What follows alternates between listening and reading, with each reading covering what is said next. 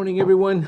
Welcome to the regular session of the Yuma County Board of Supervisors. We'll also be sitting as all special taxing districts boards, and this is the June 3rd, 2019 meeting. It's 9 a.m. So board members will attend either in person or by telephone. I think all of us are here. So let's begin the meeting with the Pledge of Allegiance. Would you please lead us in the Pledge of Allegiance, Supervisor McLeod? Yes, please join me. I pledge allegiance to the flag of the United States of America and to the republic for which it stands, one nation under God, indivisible, with liberty and justice for all. Thank you. The first item in the agenda is call to the public.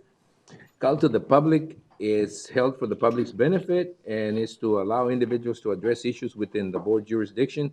Board members may not discuss items that are not specifically identified on the agenda. Therefore, pursuant to Arizona revised statutes, the actions taken as a result of public comment will be limited to directing staff to study the matter, responding to criticism, or scheduling the matter for further discussion and decision at a future date.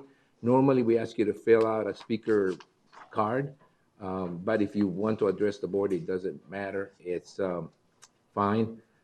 I have one, but it's an agenda one on planning and zoning, so I'll wait until that, okay?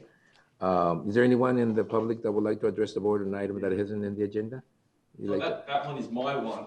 The reason why I put it there is you probably won't get to the number one until I have to leave. Steve Moore? Yeah. I will try to speed it up, okay? Okay, because I've got to leave at 9:45. I've got called to a meeting. Okay, fine then. Why don't you address the board if you want to make your statement? Well, the only issue that's not in the documentation that I've already submitted with regard to this is the property owners. Hold on a minute. Just give us your name and, if you want to, your address so that we can put it in the record. Okay, it's Steve Moore, Moore, 7615, East County 13 and a half. Okay. I'm the only property owner that's being impacted by this rezoning case. Okay. The one property has a renter, the other is undeveloped, the other their property sits higher up, so it's not going to be impacted. Okay. The only part that's not in my documentation is this. The developers want to grade into my property to make it easier for the grading that they're going to have to do on their property because of when they put their access road in, because they've got to retain water on their parcels. I agreed to that with their engineer under the stipulation they have to agree to relocate my fence and the cost incurred on that if they don't build a retaining wall, and I haven't heard back from them on that, and that is not in your documentation. Besides that, I don't have a problem with them grading into my property. Javier can explain it to you. He knows what the land is like out there. Okay, right. So that's the only thing that's not in the documents that I've submitted. Okay, I just wanted you to know that. Thank you, Mr. Moore. Okay, we'll take it into account. All right. Anybody else? If not, there is somebody. There's someone? Oh, excuse me, ma'am. Go ahead. Sorry, I'm going to apologize for my ignorance. I don't even know if I'm supposed to be here. My name is Mahaknis Little Wolf, and I live in the foothills. And we want to put a dog park in. And we have an alliance of people that are all willing to put in the money and put in the time, but we need the county to give us a property. I don't know if it can give you the property. Well, I mean, like, just allow us to do the dog park on the property. We don't want the property. Well, I was going to say, get in touch with me afterwards, because the area we're looking at trying to put a park into right now, they're east of the library. A dog park is part of that. So get with me afterwards or later on, and I'll let you kind of know what's going on. When you're done here, you mean? Yeah. Or in the week? During the week's fine. Okay. Thank you so much. All right. You're welcome. You're welcome. Thank you. All right. Then we'll move on to the next item, which is presentation, proclamations, and appointments. During this segment of the agenda, board members may discuss the presentations and proclamations and may announce appointments to the Yuma County Planning and Zoning Commission and the Yuma County Board of Adjustment. No legal actions will be taken. The first item in the agenda is the presentation of the county line by Yuma 77, the Yuma County Government Channel. Our main library celebrates its 10-year anniversary. A graduation for Aztec High, young people who are truly treasure hunters. And with summer approaching, our Sheriff's Office wants to remind you how to be safe when out on the waterways. These stories and more, this is your County Line.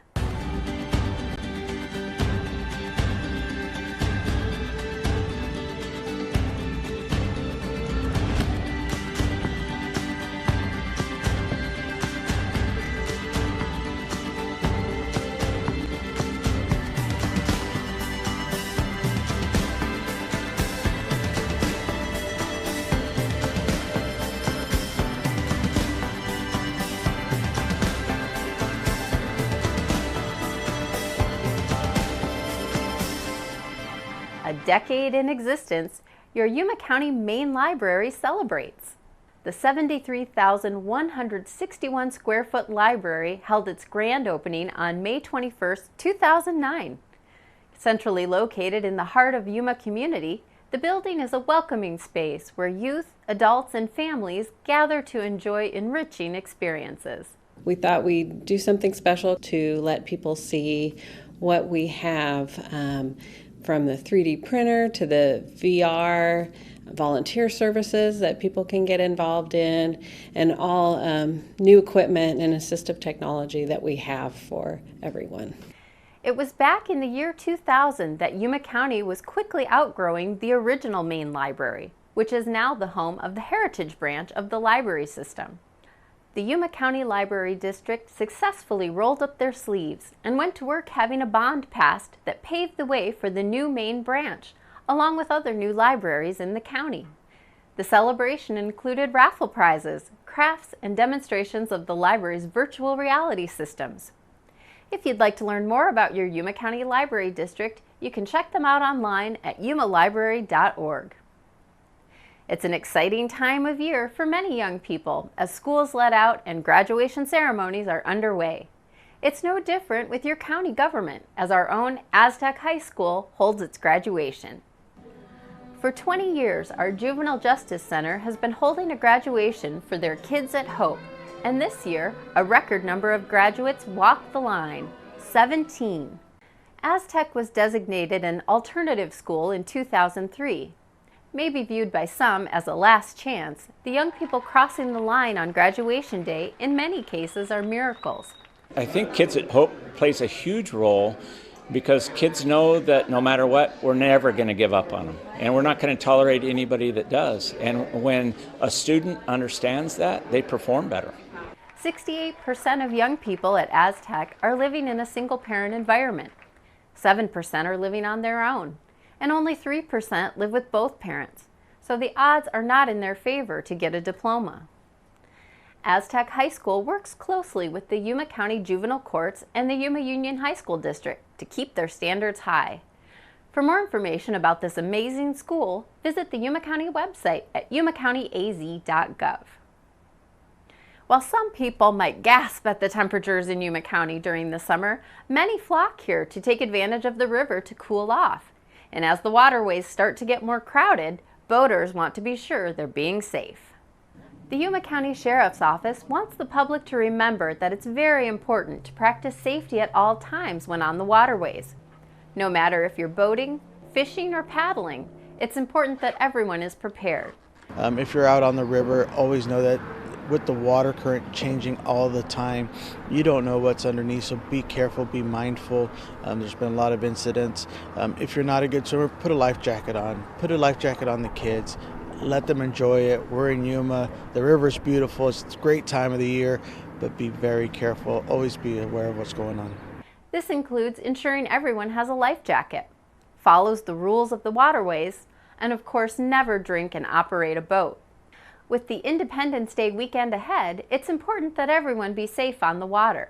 Have fun, but remember, always be ready for the unexpected. Hi, my name is Trisha, and this is your Health Watch.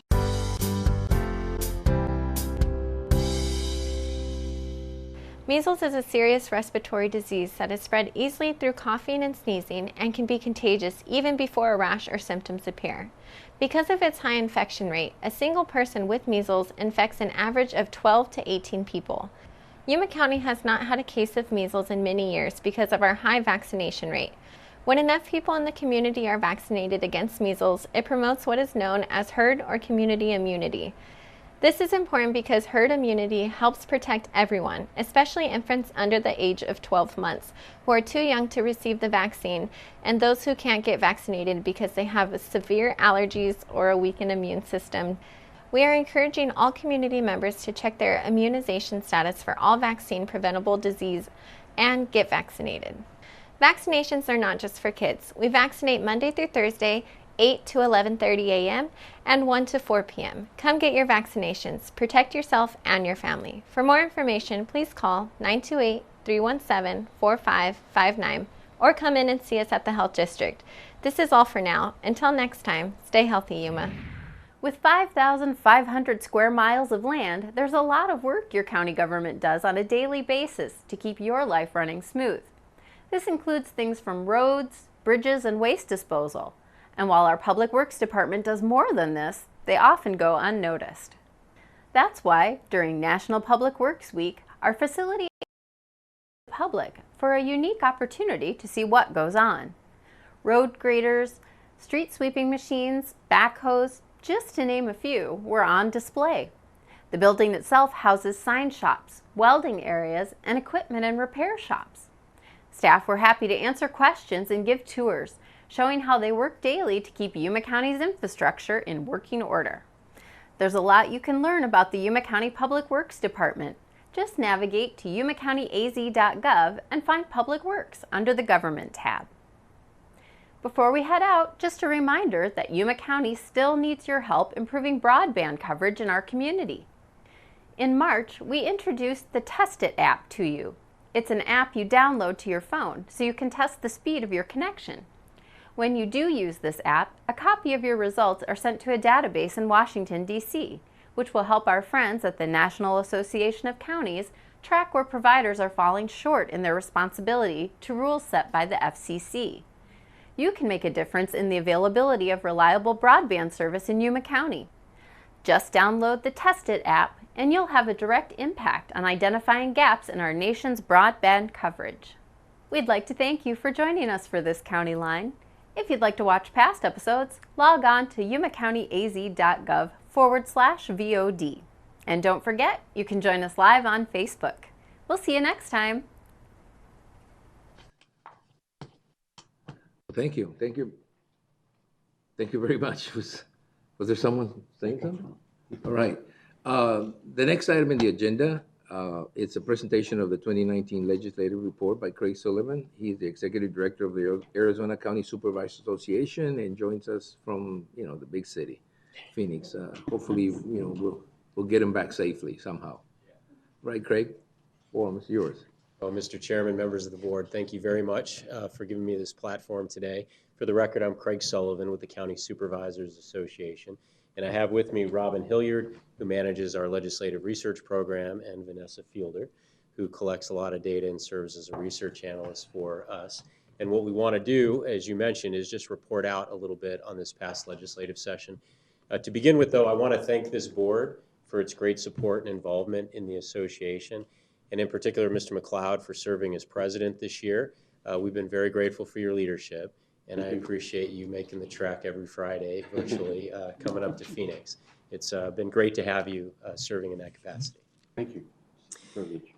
I also want to extend my appreciation to Robin Stallworth-Poquette. I didn't see her here this morning, but she served as president of ACO, which represents the constitutional officers. And so it's really allowed for a great partnership as two key leaders in Yuma have been leading these two advocacy associations at the state capitol. Before we begin, I just want to talk a little bit about the association for folks who may not be familiar with us. The County Supervisors Association is an intergovernmental office that focuses on capacity building research and advocacy to support the boards of supervisors, the professional staff, and our focus is to do work that supports efficient, responsive local government services.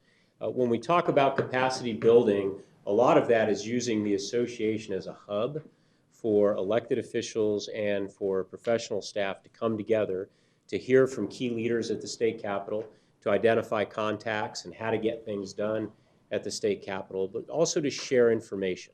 And I'm very, very grateful for those conversations, everyone from all 15 counties coming together, talking about what's happening out there and how we as leaders in the counties can better serve constituents. On the research side, we do all manner of research and development, and a lot of it can be statutory. Currently, we've been working on planning and zoning statutes related to the hemp marijuana grow facility interface. We've been looking at food codes across the state and other things. We also develop a lot of data that helps compare items across counties, a lot of financial data. And so we have built out a data set that is available to all of you and your professional staff of 295 plus distinct bits of information, a county encyclopedia that's online, and monthly visualizations on revenue collection. So these are things that are on an online platform that are available to you as well. And then we'll push out some information, but it can be a great resource for all of you to dig into what we do and what information's out there. But we don't just do this to do it, we do it to support our legislative advocacy. And so all of the products that we use this information to populate are used at the state capitol and with state agencies, or to inform your management and members of the board. And so we really enjoy what we do, and the best part is when we see it materialize in actual results at the state capitol. Now, moving on to the legislative piece, well, you all hosted the legislative summit that we had to set our goals back in October. It was a wonderful, productive time. Thanks for doing that.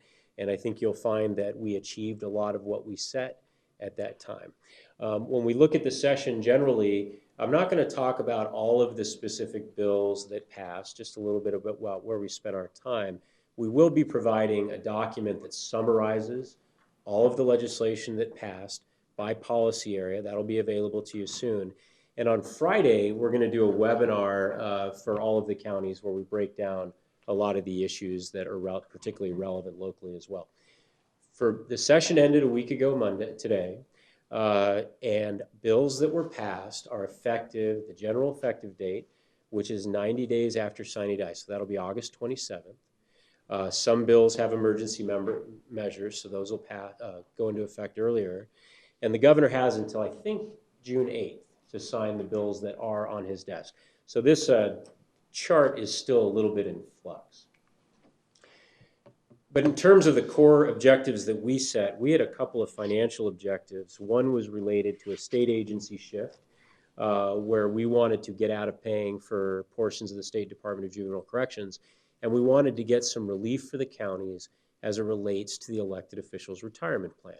On the left, you see the document we used to educate lawmakers to secure those priorities, and on the right, you'll see that we were successful in achieving the goals that we set for Yuma County.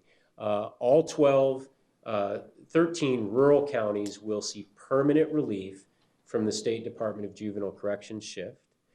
We did not secure full relief for Maricopa and Pima.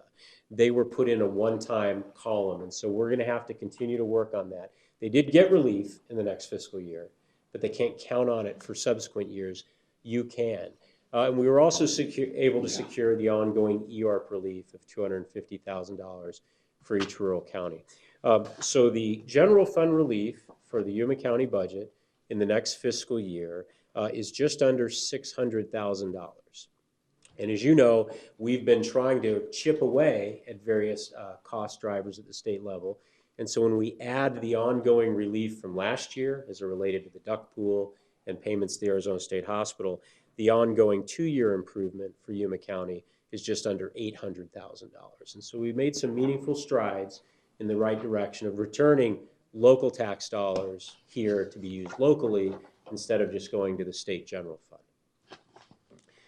Now, there are a lot of puzzle pieces in the budget, and on the left, you just see the report that we distributed that broke down all of the county touch points in the budget. So you have all of that.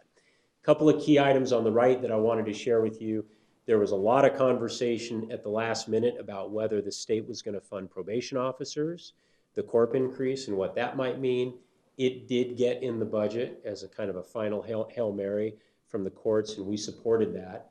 And then partial funding for the presidential preference primary, which will be next year, We are going to have to make that a priority to get fully funded early next session, but the state did put $4.4 million in their budget to support that.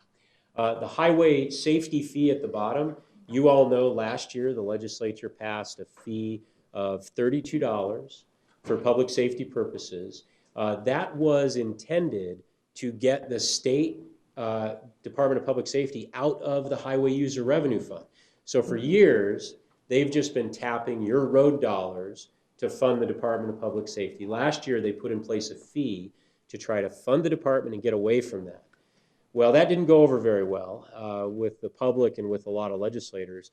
So some key legislators actually leveraged their budget vote to repeal that fee in its entirety in 2 years. And so there were conversations about lowering it. There were conversations about phasing it down. But ultimately, to get the 16 votes in the Senate, they had to agree to fully repeal it. Why do we care? Because what it does is it sets up the state to get back in your road dollars when they have a financial problem and need to fund the Department of Public Safety. But it is in place for the next 2 years. Now, I put here about Altex, long-term care system, because in the budget, there was a formulaic and policy change that increased Altex to the state and the counties who are partners in paying for that. So I want to talk a little bit about Altex.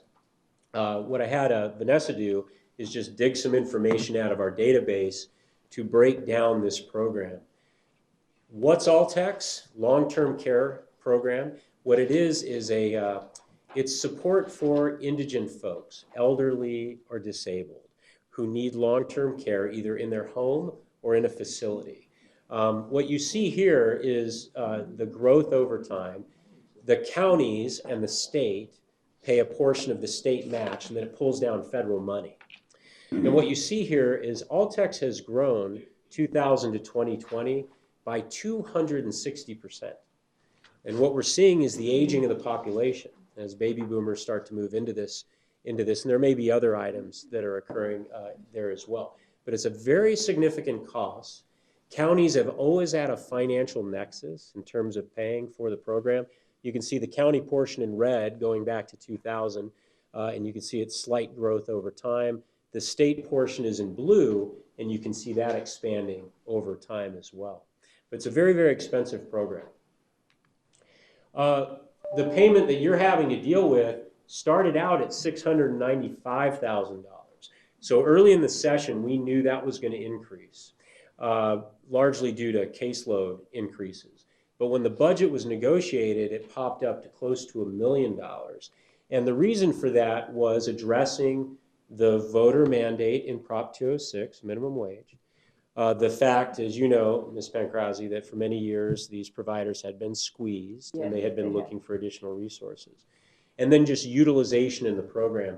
And what we're looking at all the counties to see how this is unfolding, but what we noticed about Yuma is that Altex enrollment in this county is outpacing statewide enrollment. So we're going to have to pay attention to that as we go forward. There is a circuit breaker that's really just an obscure thing that we look at, where your bill actually would have been higher if not for some of these statutory protections. And you've been receiving about $3.2 million in circuit breaker relief since 2006. There are 4 circuit breakers, I think, in the system that protect counties from just seeing massive spikes. But then that raises the question, what's a massive spike if we didn't just have one? But it shows how costly this program is. And then again, we're just seeing that the county is, some of this growth is due to population growth. Y'all are growing faster than a lot of the other counties. And then everything overlaid. And so we'll provide this information for each county. And Ms. Thorpe, if there's any other detail that we can get to you as it relates to, we'd be happy to do that too. But this is a program that I worked on a lot when I first came to the counties because we were seeing huge spikes. And for several years that tempered out, but we're starting to see it go into a growth phase again. So moving back into the legislative items. I'm Yes, sorry, can we go back to that just one, Absolutely. Craig, just for a minute? Now, for those that may be watching, you have to be a U.S. citizen to be able to access this, or I think a legal resident, a legal resident? not a U.S. resident. a U.S. citizen, but a legal resident. So, Michelle, that's my assumption. I would certainly assume that. We'd have to Okay. check on that. Diane can tell us. It's a means-tested program, and I do think you have to be a Okay, legal thank you. resident. I just know that people out there are going to say, relate it to something else. So moving back to the legislature and the negotiated budget, there was a lot of one-time money in the state budget, and so a lot of that focus was on infrastructure development. And what you see here is a laundry list of the key infrastructure items that were put in the budget. Most notable here, and the work of your legislative delegation, was the widening of US 95, which on our way out we're going to drive to see what exactly $28 million is going to go to. But that was a big deal, and your delegation worked to get that into the overall package. But you can see as you go around the state, many areas of the state did get some support. An item that we were frustrated with at the end, and I know you all helped out with this, was that counties did not receive any one-time money as it relates to transportation. There was an earlier plan that would have given each rural county about $500,000. When they negotiated the budget, that was changed. Why was it changed? Well, politics just got involved. Some of what they did was say, well, what else are the counties getting? And I showed you the earlier general fund money. And then where are these infrastructure projects going? And then that just led in the sausage making process to a one-time transportation appropriation that went to all the cities and towns. And so next time a city tries to hit you up for road resources, just point to that, to their share of the $18 million that was put there. We did see a lot of border infrastructure development as it relates to sewage issues, which we get a lot in Santa Cruz County, Cochise County. I'm not as familiar in this area, but I know DEQ is looking at where to put those dollars. So another major priority of ours was internet sales taxation. So we have been very concerned as we've watched over time that the sales tax base has been eroding as more people have gone to online purchasing. That's what you'd expect folks to do. But we are so heavily dependent on sales tax. If normal sales are not being captured in it, it puts upward pressure on the property tax. What you see here is, on the left, is how the sales tax is broken down, retail and then other categories, which are the little mountains down there. But really what it shows you is that we are wildly dependent on retail sales. And if it's not there, then cost drivers get put on the property tax. The legislature did respond in a way that we feel is very much in the best interest of the counties, shores up the various districts and sales tax, excise taxes that we have. What you see here on the right are all the counties, the excise taxes that they avail themselves of. And in Yuma, where you'll see a shoring up is in state shared TPT, the general fund sales tax, county jail sales tax, and public health services sales tax. We are very reluctant to put a number to this, just it's too difficult. But what we view this as is where we have seen historic leakage, we've shorn that up. The legislature took it a step forward and started doing tax adjustments and other things based on their projected revenues from internet sales taxation. We don't think that's wise. We think the best way is to just look at it as the right policy, and hopefully it will have a meaningful contribution going forward. In terms of bills that we took to the legislature, this is a quick menu of them. Two of the bills that we introduced on behalf of the counties were passed and signed into law. Three of the other ones related to DJC, related to EORP, those bills weren't passed, they were put in the budget. And so BRB means budget reconciliation verb, and that's where that occurred. The two that did not go anywhere were related to junk vehicle removal. There were concerns about private property rights issues. This was at Yavapai County, and then the rural transient lodging tax. Now, a big part of what we do as an association is just stand by and see what's introduced into the process. So there were over 1,300 bills, and fully more than 800 had a county touch point. So what Robin and Vanessa and Michael Madden and our team do is they scrub them all to see what we care about. It's what we talk about at our legislative policy committee meetings. And then we figure out what we need to do. Do we need to engage them, amend them, just straight out defeat them? And your insights matter a lot into this process. Just a couple of bills that I'll touch on as we go through these 2 slides. Early in the session, the conversation was dominated about water policy. No county understands water policy more than Yuma County, just given your position on the Colorado River. But as you know, we had regular conversations at our board about what the drought contingency plan might look like and what it might mean for all the river users in the metropolitan areas. There were also other items that came into the legislative process. One that I'll be sharing with La Paz County here shortly about draining further the Harquahala Basin that's part in La Paz and part in Maricopa to fuel development. But what this really signals, and the drought contingency plan is completed and it's signed, but we are most definitely moving into a phase of ongoing water-related conversations, particularly as we see an ongoing drought. In the lower left, related to public works, we were very concerned about Senate Bill 1285 that had to deal with your payments to contractors. It's a very complicated area of policy. Robin worked on it a lot. The result was that it did not pass, but we do anticipate we'll have to do some additional work on that. And just as a quick legend as we go through this, if there's a chapter number on it, the bill was passed, signed into law.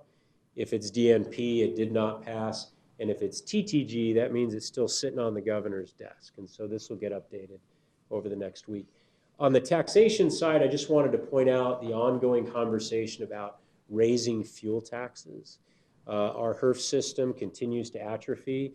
So we're concerned about how well transportation is resourced. There was a bill in the process. It did not pass to raise gas taxes and other fuels taxes.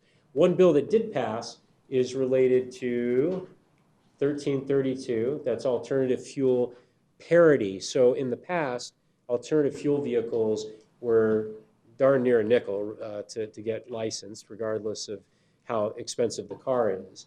But now there is going to be parity for these alternative fuel vehicles going forward. It phases in the future. But if you're going to get your electric car, you might want to get it here in the next year or two. That's the time to get it, or it's going to be treated like my Toyota. On the budgeting and audit piece, we had a lot of work with the Auditor General's office this year on some policy changes they wanted to make. It's all inside baseball, but we got to a good result. One thing we were very concerned with is the legislature seeking to micromanage how you manage grants here at the local level. They wanted to insert themselves in how that's done and remove your ability to review grants that the sheriff may use or the prosecutor. We opposed that, legislature opposed it, and ultimately the bill in both forms was killed. In terms of a few other bills that I wanted to touch on board authorities, you'll recall when we had our legislative goals meeting, we talked a lot about texting and driving. There was concern by the counties about the patchwork of ordinances between cities and counties that were out there.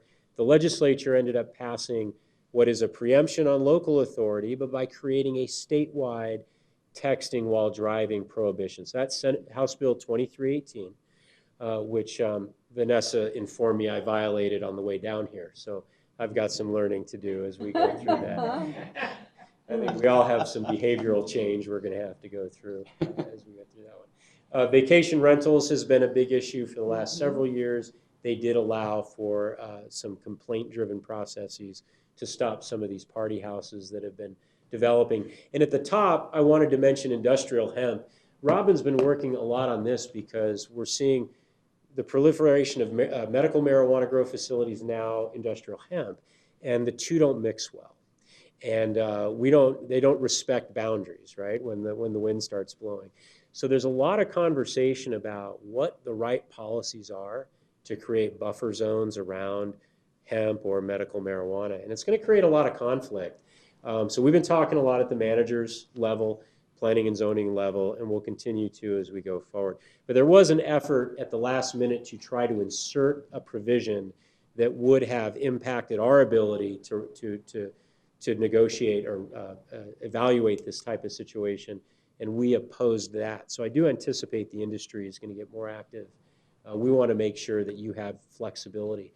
And then Senate Bill 1147 related to tobacco products.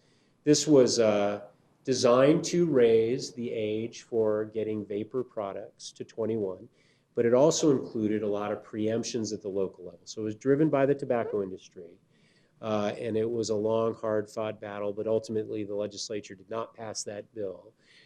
So you still have local authority as it relates to planning and zoning over these vapor shops. And on the right side, human resources, we spend a lot of time in the human resource space because it's a major cost driver. This year, we saw changes to PS, PRS, EORP, and CORP again that will have some modest increases. We saw changes to accidental disability. We were able to make some amendments to improve that, and that's for CORP officers. And we also saw efforts to revisit the PTSD statutes and what's available to law enforcement when they do have a tragic event. The PTSD piece will come back next year, so we'll have to be part of the conversation about how to balance treatment for officers and, of course, the ability to control some of these costs. And in the lower right are issues that are largely related to the other county officers, the constitutional officers, that we had to engage. And probably the most notable was Senate Bill 1090 related to emergency voting centers. We supported our brothers and sisters in the recorder's office. Ultimately, that did not prevail. And what it does is it shifts the authority of emergency voting centers to the board, which is not necessarily a bad thing, but we like keeping a nexus between the recorders and the election professionals in the board. So that bill did pass, and all it means is that we're going to have to continue to forge good relationships and partnerships with the recorders and election officials to make sure that we're doing this in an efficient way. The issues related to this all came out of Maricopa County in the last election. And I'll move off that in terms of bills, but I do want to share with you, though, that in terms of meeting our financial goals and then opposing bills that were bad for us, your legislative delegation was fantastic. And I remember in December, I think it was, we all sat here with Representative Fernandez, Peaton, Representative Osborne, Dunn, Senators Kerr, Senator Artondo. They are awesome, and it's in large part because of the relationship that you all have with them. And we know as a staff that when we need to inform legislators, connecting this board with their legislative delegation is one of the most efficient, effective ways to have an influence at the Capitol. So thank you for that, and thank them when you get a chance. They were awesome to work with. So we don't get to rest long after we finish a session. We're planning for the next one. And I just wanted to put this in front of you. This summer, what we're working on is building out our database, which currently has a lot of state and county data, to include more court financial data. So we're able to analyze the resource flows in the court system. We will be having additional pension funding conversations. I sat in on a meeting last week where the pension system is bringing in a new actuary, and that's going to lead to some changes in assumptions, which probably will increase the cost for the pension systems. And then we'll continue to develop the data that we collect as a matter of course. The emerging issues we're seeing on the right, we still have to have as a priority next year, getting Maricopa and Pima out of the State Department of Juvenile Corrections payment. That could lead to a reform conversation. And Mr. Hardy knows that well because we sat on a task force with the court system. That might force that conversation again. So maybe all the work that's been done won't be done for naught. But it might be the practical consequence. Presidential preference election, we're going to have to deploy on that. We need to make it a priority to get full funding, and we'll work with ACO to do that. Title 36 court-ordered evaluations, workers' compensation, and transportation will be three other issues that we know are going to emerge into the next legislative session. And as a final note, I just want to point out that we are soliciting proposals from the counties now. And so if you do have ideas, please plug us in early. Robin will be sending out the submission slip here shortly. And we will be meeting in Pinal County this year to set our legislative goals. And we're hopeful that all of you will have the time to join us for that.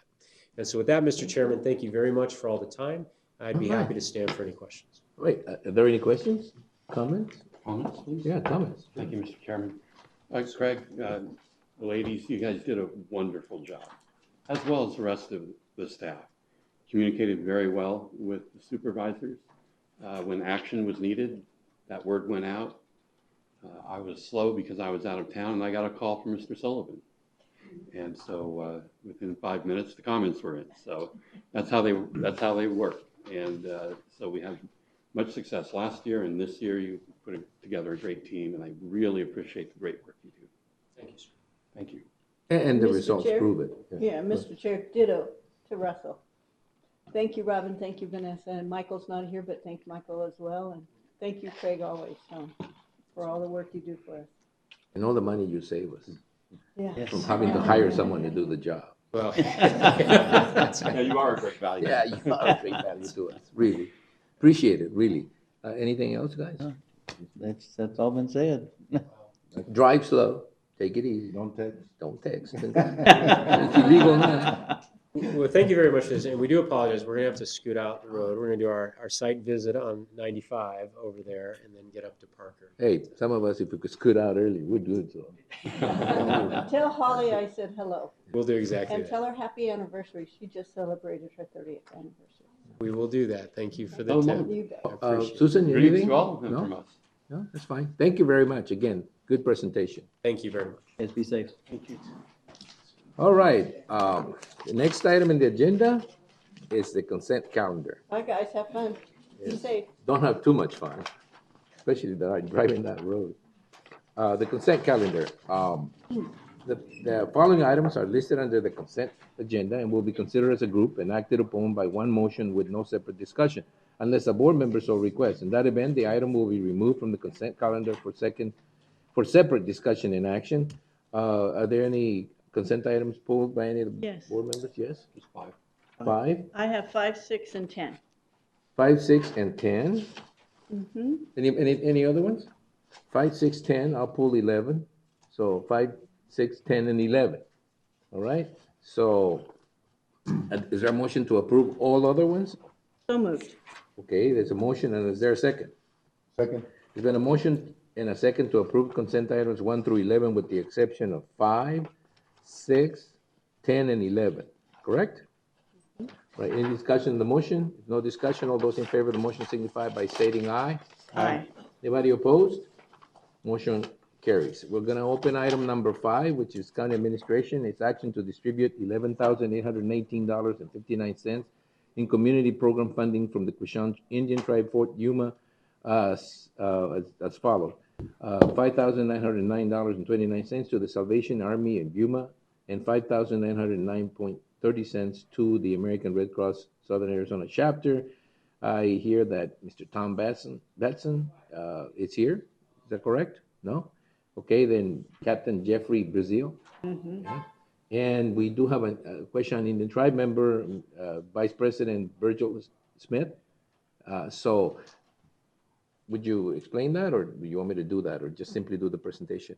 Every year, the Quishon Indian tribe, more than once a year, I think sometimes more than that, the Quishon Indian tribes gives us the opportunity to distribute funds that, I guess, by law they must distribute, or they do distribute to the community in general. We certainly appreciate the honor and try to do the best we can. They let us choose the recipient, so we try to spread it around a little bit, and we know that food supply, it's really critical sometimes, especially with all the crises we've been having lately. And I know the Salvation Army stepped up, and obviously the food bank, the American Red Cross, it's always in need of support. So today we're going to come forth here and just do a formal presentation. We'll ask Mr. Smith, Vice Chairman Smith, and Captain to come up, and I guess we just take a picture, right? Yes. Okay. And we'll make that motion. Should we make that motion first? Yeah, let's make that motion standing up. Sure. Stand up Okay. for. So is there a motion to approve item number 5 as presented? So moved. Is there a second? Second. Motion and second. Is there any discussion? No, it's okay. All those in favor of the motion signify by saying aye. Aye. Anybody opposed? Motion carries. So we'll just make it official by taking the picture. First of all, thank you so much. Very much. Thank you. Thanks again. Thank you. Thanks for being here. So let me just give them a minute. Yeah. Here. There you go. Is there a wide enough lens to take us all in? This is the best way, this is the best way to avoid being next to the vice chair. There you go. Really As takes off. Annie steps back a couple steps to get us She all. needs- Probably needs to get outside.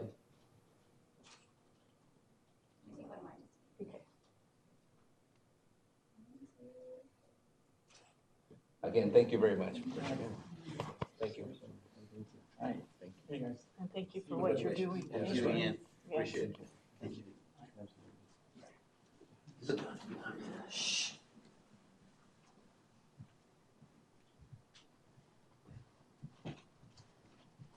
Right, that takes care of item number 5. Thank you again, everybody, for showing up. And we move on to item number 6, which is the appointment and authorizing the hiring of Chris R. Young as the county engineer. The position is 400.001, grade 151, step 20, with an annual salary of $132,662.40 at a 63.78 hourly rate, about midpoint, effective June 24, 2019. This is well, you know, life goes on, right? So yeah, we have a new county engineer. Susan, give us a little bit of background. Mr. Roger Patterson retired last year after 36 years with the county. Not all as county engineer, but a significant amount of that time as county engineer. And so we've been recruiting for his replacement and the selected candidate, and for your recommendation as he's a statutory officer, and so the board would need to do the appointment as well as authorize the hiring above midpoint. So I'd like to ask Mr. Young to come and just tell a little bit about himself. He's here in the audience. Oh, he looks a little like Roger. That's a compliment. Yeah, you know, I know. Go Okay. ahead. Thank you, Chairman Reyes and supervisors. Again, my name is Chris Young, and I know I have some big shoes to fill, but I look forward to the opportunity, very excited. And actually, earlier in my career, I spent 2 years with the city of Yuma. Just to let you know, I met my wife down here, and she's been trying to get me back here ever since. And so we come back roughly once a month or every other month anyway. Actually, my stepson is a sergeant with the sheriff's department. But the biggest reason is we have an 8-year-old granddaughter. That's the big draw for my wife. But I'm excited about the opportunity. I'm looking forward to working with all these great people that I've met so far. And from what I've seen online, gathered about all you folks, look forward to working with you as well. You know, it requires for you to stay with the county for 35 years minimum.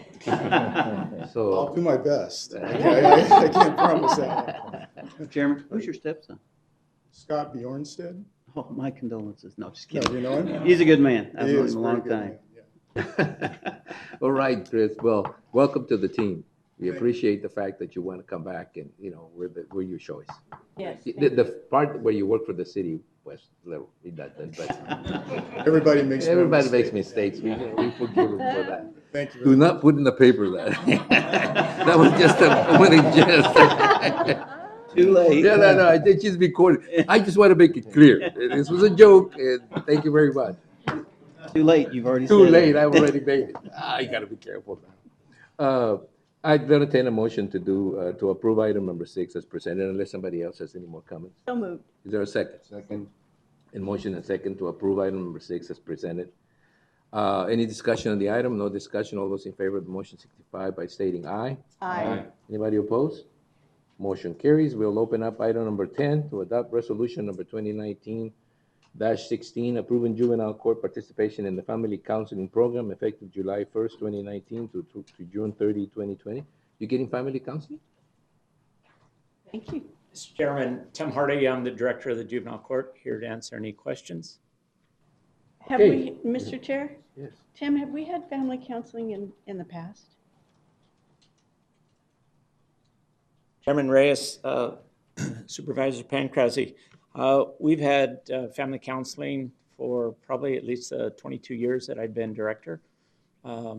It is a amount that comes from the state but requires a county match. Okay. Oh, thank you. Okay. And does it help a lot, or how does it help? Yes, it does help. So in Yuma County, we have 58,539 youth under the age of 18. That's about 3.5% of our population. The kids that it helps is mostly kids and families that aren't on probation yet, but also that aren't access eligible. We utilize the resources quite often in our Hope Assessment Center, which allows us to identify counseling needs for both the youth and the family. And so it's something that's very valuable to us. The total amount, if the county was to put in the requested amount of $4,976, is $24,878. And it's preventative. Oh, yes, it is. It's something that we learned several years ago, was to attack the front end rather than wait and try to do it on the back end. Thank you. And there's a kid, speaking of Kids of Hope, there's a concert coming up, isn't there, in October? Yes, I'm beaming now. Yes. Oh, Kids at Hope, there will be a concert to benefit Kids at Hope at the Colorado River State Historic Park, formerly known as Quartermaster Depot. Actually, we'll have 4 bands. One local band is the Gwen Sisters, now known as Gwen. Other bands will be a tribute band to Creedence Clearwater Revival. Oh, yeah. That one's good. The world's top tribute band to the band Journey. Oh, wow. And then a local favorite is a band called Big Mountain, who we hosted last year. So it's on October 5th, and we're looking forward to Any groups for the kids? Pardon me? You didn't get Yeah, that one, the right? Gwen Any group for Sisters. anybody younger than 50? Yeah, Yes. the Gwen. The Gwen Sisters. Yes. They will open up. Yes, and where can I get tickets? You'll be able to get tickets at the Visitor Center in good. approximately 2 weeks. Okay. Pre-sale tickets will be on sale there exclusively, and then the day of the concert at the site. Oh, good. All right, well, good. Desiree, would you please note for the record that the charge for this infomercial is $100? No. Yeah, and that it No. is related to the item we're discussing. Okay. Mr. Chair, yes. the Kids of Hope is an amazing organization, and it's spreading into all of our schools as well, and it's really helping And children. it starts with family counseling. It really does. Yes, it does. It helps finance. Yes. Make that Thank you. link, the linkage. Is there, Supervisor McLeod? Thank you, I just Tim. want to commend Mr. Hardy. You know, we've known each other for a while now, and I've watched the progression, from attention and hammer down to you picking up on these initiatives and being forward thinking. And I think it's been a great, tremendous positive impact to our community that you were forward thinking. So I thank you for that. It's impossible to know how many lives are changed and positively impacted by these kind of initiatives. So thanks. Yeah. Really appreciate that. Very good. Yes. And thank your leadership. Thank you for your This leadership. is no Yep. way a salary evaluation process. This is just, like make some comments. Is there a motion to approve the item as presented? So moved. Is there a second? Second. Then motion and second to approve item number 10 as presented, which is to adopt resolution number 2019-16. Any more discussion? No more comments? All those in favor of the motion signify by stating aye. Aye. Anybody opposed? Motion carries. Item 11, it's the adopt budget amendment resolution number 19-107, transferring budget authority of $40,000 from personnel services to supplies and services within the health district to fund, the health district fund to cover the increased demand in vaccinations. Diana, I mean, I can understand just by reading the item what it's about, but is this at the end of this fiscal year? Are you expecting to spend this money? No. Good morning, Chairman Reyes, members of the board. Diana Gomez, Director of Public Health. We actually have seen our vaccination rates go up, which is a really good thing. Yes. Our level of vaccination in most parts is 99 to 100%, which is that herd immunity.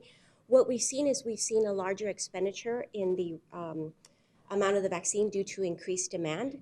So what we've done, especially this last year, is we've increased not only the outreach that we normally do. We are the largest provider of vaccination for children under the age of 18. So school vaccination, school-age vaccination is great, but we've also gone into the work sites, and we've actually increased. To give you a perspective, in fiscal year 2012-13, we were spending about $100,000 What we're doing now in 2018 is like 167 is what we're projecting in expenditures. Exponentially, the vaccination rate is going up. So what we've been doing is we've been doing additional things where we bill insurance. And we've had a higher demand. For example, we work with some providers, like we went to AWC. We are doing some work with Border Patrol where we're billing their insurance. Unfortunately, the reimbursement piece is a little slow. The demand keeps going up. So this is just to be able to meet that demand, keep our vaccination rate high, make sure everybody's vaccinated, and make sure the reimbursement catches up later. All right, it's a good explanation. And it probably, Thank you so much. And it's probably one of the reasons why the health department, the Yuma County Health Department gets recognized so often at the state level because of, things like this, or Yes. programs like this. Yes. Good, Oh, good you job. do wonderful work. Just didn't Thank want to you. let it pass without letting you know that we think vaccinations is, the Oh, yeah. program is great. It's prevention, and prevention is always better than treatment. Right, it is. Always better Right. than treatment. And All right. we haven't had that measles. We have, yeah, we There's haven't no had wood it. in this thing, And we're so- working proactively to address some of the Hep A situation that's Hepa- occurring yeah, throughout the state, hepatitis- yes. Yeah, All right. hepatitis A, Okay, yeah. I pulled it, but I'd like to have a motion to approve the item as presented. So moved. Is there a second? Okay. Motion and second to approve the item as presented. All those in favor of the motion signify by stating aye. Aye. Anybody opposed? Motion carries. Stay, because Yes. you're next. Again. So we're gonna move on now to the action items. It only took us an hour to get there, but, we'll get there. The action items, it's items that the board will open, each of the following items separately for discussion and action as appropriate. The first item is the Public Health Service District. It's items A and B. A is to accept Yuma County Get Fit, Don't Quit County of the Year Spotlight Award, which recognizes outstanding commitment to community health and wellness, and to adopt budget amendment resolution number 19105, increasing budget authority by $10,000 for the Get Fit, Don't Quit Spotlight Award issued through Blue Cross Blue Shield of Arizona. Okay, Diana, would you Yes. get us through this one? Gomez, I'm Director of Public Health. So the Spotlight Award was a recognition. It's the inaugural year that this recognition was established. It was a partnership between Blue Cross Blue Shield and Body by, if you guys remember the old Body by Jake, he was a trainer who goes around the country, still very much active, encouraging active health and wellness in different parts of the nation. This is the first year it was done in Arizona. They had 6 awards: Tribal Nation of the Year, School District of the Year, School of the Year, Business of the Year, City, and County of the Year. So it was the first year, and I'm really happy to have been able to receive the recognition on behalf of Yuma County. So we were recognized as County of the Year. With the programs that were highlighted were 2 major initiatives that we see that are big community events. The first one being Body Walk. And Body Walk, many of you have had the opportunity to see it, has been in place, many years. In 2009, that 5-day event, is coordinated with health district staff, but also 127 additional volunteers. We had nearly 200 parents and caregivers who attended. We had 1,441 students, and it serviced a total of 24 elementary schools. That's in a week period. In the next board meeting, I'll be here to expand more on our school-based program, so I'll give you a little more detail about that. The other initiative was the Be Active Yuma County, which is a family-friendly event that encourages, it's inclusive, it encourages participation by people in the community of all ages and abilities. And this year, along with community partners, this campaign reached over 90,000 people. So it was those things that really distinguish Yuma County from other entities. And so we were really proud to be able to get that recognition. As part of the award, we received a check for $10,000 that will go towards enhancing those activities in the future. And we received a nice check and a medal that I am to present to Chairman Reyes. As the chairman of the board.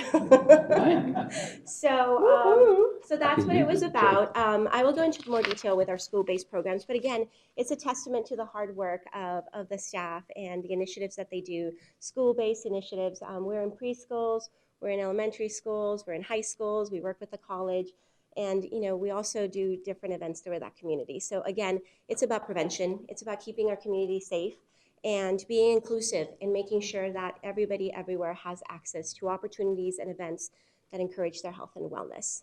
So if you will indulge me, and we have a check. The real ones will be shortly in the mail. I can give you my PO box number. So, so I feel like we need some sort of background music. So I was gonna say, where's the Olympic music? This should be in the paper. I grab you to the picture. So Suzanne's here. Come on, Suzanne. Wait a minute, wait. No living with him now. More? Okay. We'll wait for the newspaper. Oh, boy. Okay. Got it? All right. All right, we're good? Can I take the check here? You can keep the check and you can keep the. Thank you. Heavy metal. Thank you. Thank you so much. Thank you, man. Good work. Keep it up. We'll get you with it, you fool.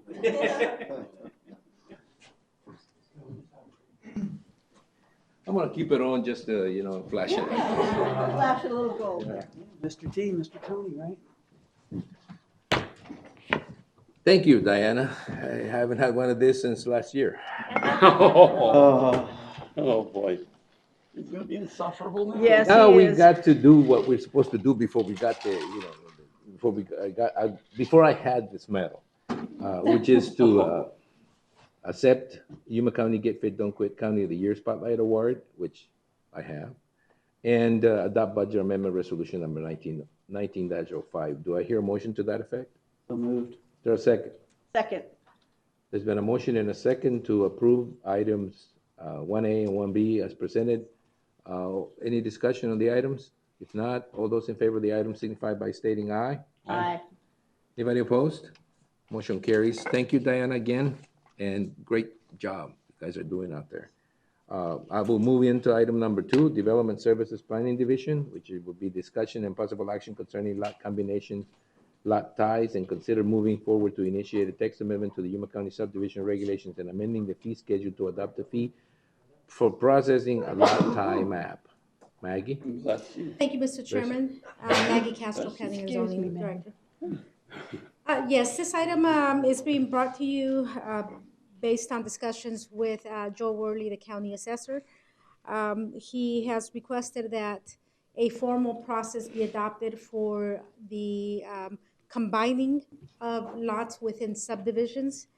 The previous process that was done by staff was a process that was handled through the assessor's office, which it simply required filling out a form by the property owner to combine two lots, and then getting approval from the Planning and Zoning Division, Building Safety Division, the Treasurer's Office, and the Assessor's Office. Mr. Worley has requested that the county adopt a formal process, either by amending the Yuma County zoning ordinance or by amending the Yuma County subdivision regulations. Staff did draft language for a possible amendment to the subdivision regulations, which would require that a property owner or property owners submit a site plan requesting that two lots be combined, and also submittal of an applicable fee and the recordation of that site plan, so that if two or more lots are combined within a subdivision, the original lot line would be erased. The way the old process was handled was that if a property owner requested a lot to be, or two lots to be combined, like I said, it was done through a form. It did not require a fee. It just required that the form be submitted to the assessor's office. Mr. Worley has expressed problems with that process because once two lots are combined, they do, and a new parcel number is assigned for the two lots, they do have the ability to build a home across the two lot lines. So one lot could be built encroaching into a lot that has been combined. The information before you, the memorandum in your packet, does have the proposed language that staff has drafted to amend the Yuma County subdivision regulations, and also a possible fee that could be adopted. All right. Question, Supervisor McClung? I have a comment, but, well, I'll start with the comment. Start with a comment. Why, I mean, when I look at other counties and what they're doing a sort of combination, sort of a lot combination and slash lot split. Is there a process for a lot split that follows the same procedure, or it's sort of similar to that, or is it a more complicated process? So. Mr. Chairman, for division of lots that are not in subdivisions, applicants or property owners have to go through the land division permit process. Other counties do not have the process of requiring a site plan or a new survey to be done if two lots are going to be combined. The only county that staff has found, or that I found, was Pinal County, and it requires amending the subdivision plat. It requires the plat to be drawn by a surveyor or a registered land surveyor or an engineer. It's a much more complex process that Pinal County has. For what? For combinations? For combining For lots lot within tie? some, yes, lot ties and subdivisions. Okay, but the lot splits are a separate process in those counties. No, the majority of counties in Arizona have not adopted a land division permit process. I think there's only a handful that has. Apache County, Coconino County, Gila County, Graham County, La Paz County, Maricopa County, Navajo County, Pima County, Pinal County, Santa Cruz, and Yavapai all have a land division process. Also. That is to create Two lots out of one. well, 5 or less lots. That's right, because after 5 lots, it becomes a subdivision. Yes, if you Right. create 6 or more So lots, if- it requires compliance with the subdivision regulations. So if an individual in Yuma County wants to split his lots, split up, let's say it's a 5-acre or 10-acre lot, but he's within the right zoning, which is, 5-acre minimum. He could split it through a process that doesn't require for him to go through planning and zoning and change of zoning? Mr. Chairman, a division of property into 5 or less lots would require that a property owner or property owners go through the land division permit process. Yes, Oh, they okay. do. No, have- we're not gonna get into that one. That's gonna be too big. We're just gonna focus on the combination lot tie process, okay? Question, comment? Yeah. When you were finishing your presentation, you said something about, one of the assessor's concerns was you could erase the property line and then build a building that encroaches the property line, but I didn't understand that. If it's erased, how could there be encroachment? Right, Mr. Chairman, according to the county assessor, just combining 2 lots with a form does not erase a property line. It requires that a new plat be submitted or a new site plan so that old lot line can be erased from the subdivision plat. So what's our current process? I come in, I want to tie these 2 lots. What happens? The current process, what the assessor's office used to have is a form called a lot tie form, and the property owner simply filled out the form and obtained the approvals from planning and zoning, building safety, and 2 other departments. And the assessor's office would process a form and assign 1 parcel number for the lots that were combined. Okay. There is an interpretation that was done by a previous planning director that indicated or that allowed that when 2 lots were combined, even though the lot line was not erased, that property owners could build across an old lot line. It was something that was approved by a previous planning director. It's been something that has been allowed since I've been with the county, since at least the mid-90s or the early 90s. And so then, how does the property line get erased if we've got one property now? What happens to the old property line? I'm sorry to be dense, but I don't get it. It's still there. No, it's Mr. not, Chairman, Scott. Once you the record. new process would be a formal process to erase that lot But line. what are we doing today? Nothing. What have we been doing for the last 10 years? What happens? We've That been property line we've been stays allowing in it. perpetuity? The property line remained, except the only exception was that it was the 2 or 3 lots that were combined were assigned one parcel number. Yeah, right. So setbacks were taken from the parcel line, not the lot line, not the lot line. That's how you Or don't old encroach. lot lines. That's how Hmm?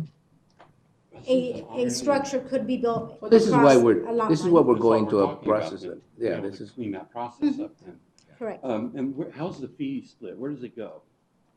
Mr. Chairman, there's a spreadsheet in your packet that has the breakdown of how staff came up with the No, I saw recommended that. fee. But when the $500 fee comes in, or it was $384, whatever, comes in, where does that go? Does that go to the development paid? services? Does it get split up between the departments who have to deal with the, Mr. Chairman, the fee goes to the general fund. straight to the general fund, and that's that? Okay. Thank you, Mr. Chairman. and remember that we can only charge fees that are sort of related to the cost. So Yeah, you you did know, a we good just job can't with the come up. spreadsheet. Yeah, so we can't just simply come up with the fee out of thin air and say whatever. All right. Any more discussion on this? No? Then I'll entertain a motion to approve moving forward, I guess, to initiate a text amendment to the Yuma County subdivision regulation and amending the fee schedule. I guess we're just moving forward by doing what?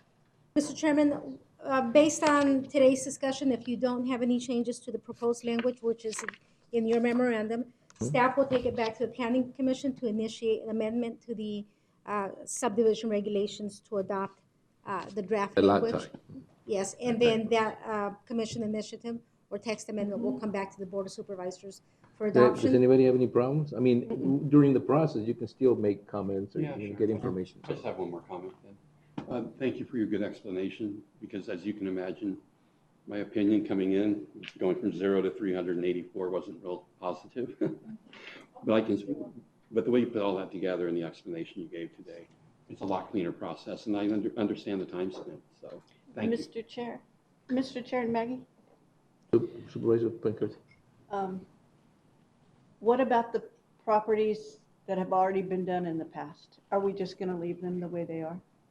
They're there. Mr. Chairman, yes, those properties that have already been combined would not be affected by this amendment. So we're not gonna erase those lot lines? Well, you know, it'd be like Okay. going back to them and saying, we have a new rule, so can you pay the $384 to do I'm your, not to do that? paying That's what I mean. 300 Not paying the dollar amount, but erasing those lines. Okay. No, it would have to go through a process. I think that we ought to leave that alone. Yeah, we leave them like that, don't. Really Okay. surprised. Thank you. That's All all right. that's my only question. Okay, is there a motion to approve this item as presented? Oh, wait a minute. Is there a motion to direct Maggie and the department to proceed? I can tell you, given the statute So that I moved. get from this matter, I can do that by myself. I know that. Aye. Just want to make sure that the board, you know, follows through. I'll second it. Who made it? Who made the motion? I did. Russell. Okay, Russell made a motion to do, you know, exactly what he just said. And there's a second to the motion to instruct Maggie to proceed. Any discussion on the motion? No? Thank you All for those in bringing favor it of, forward. Thank you, all in Joe. favor of Thank the you, motion Maggie. signify by stating aye. Aye. There you go, you have direction. Thank Thank you, you Mr. very Chairman. much. Item number 3, which is to adopt resolution number 2019, a resolution of Yuma County Board of Supervisors urging the federal government to provide federal funding for transboundary sewage infrastructure along the U.S.-Mexico border and calling upon the National Association of Counties to lead in that effort. Paul, are you going to put together a presentation? This is an item that I think we've been asked to support. I mean, it's for other border counties that have this transnational sewage problem. Counties like Santa Cruz and counties like Even Imperial, Imperial County, yeah, San Diego. So can you briefly summarize it? I think it's just a letter of support and, you know, along those lines, but can you do that, Paul? Oh, Mr. Chairman, Paul Melcher, Director of Economic Development and Intergovernmental Affairs. And Mr. Chairman, you summarized that very well. in keeping in line with the request of the resolution is to support NACO's efforts to get the border infrastructure funding passed through Congress. And we know that we have some local issues too that are on that list. So it's not only important to those Santa Cruz and San Diego and counties, but it is important to Yuma County as well. Definitely. We do have a couple of canals that cross into Mexico, which at some particular point in time could become issues in the future. Well, one of them is Tacna Water. That's right. So just looking, it's a list EPA put together, so. All right, so is there a motion to approve the process of the letter? Is there a second? Second. Motion and second to approve item number 3 of the action item list, and it's to adopt resolution number 2019. Is there any more discussion on the item? There is no more discussion on the item. All those in favor of the motion signify by stating aye. Aye. Anybody opposed? Motion carries, and we'll move on to item number 4. Sure. And thank you to Susan for shepherding that thing through pretty quickly, so appreciate that. You and Desiree, thank you. Thank you, Mr. Chairman. Yes, I approve.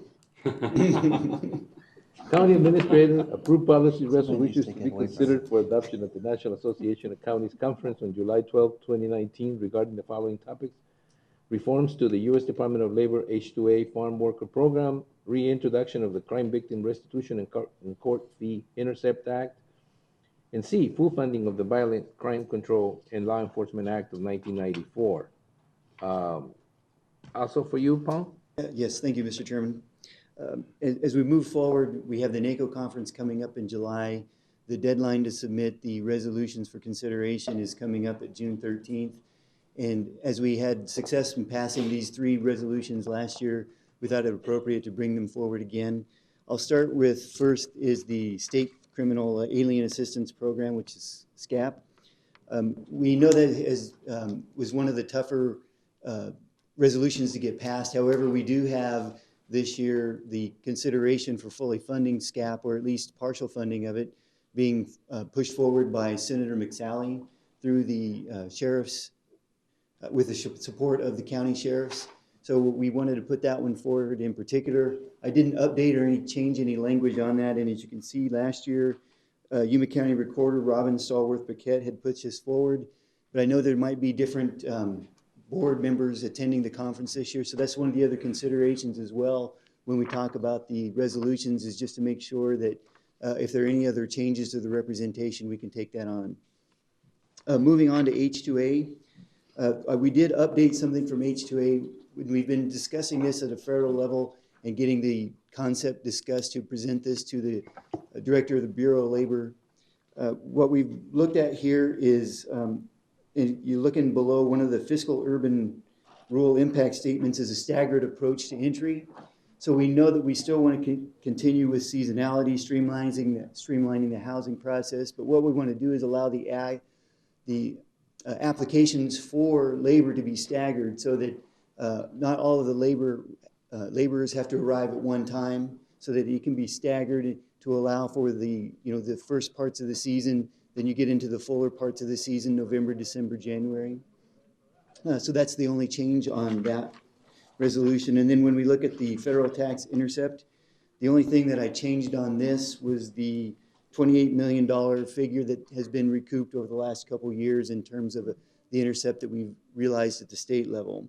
So the issue statement here is just simply to reintroduce and pass the Crime Victim Restitution and Court Intercept Act at a federal level to recover those court fees.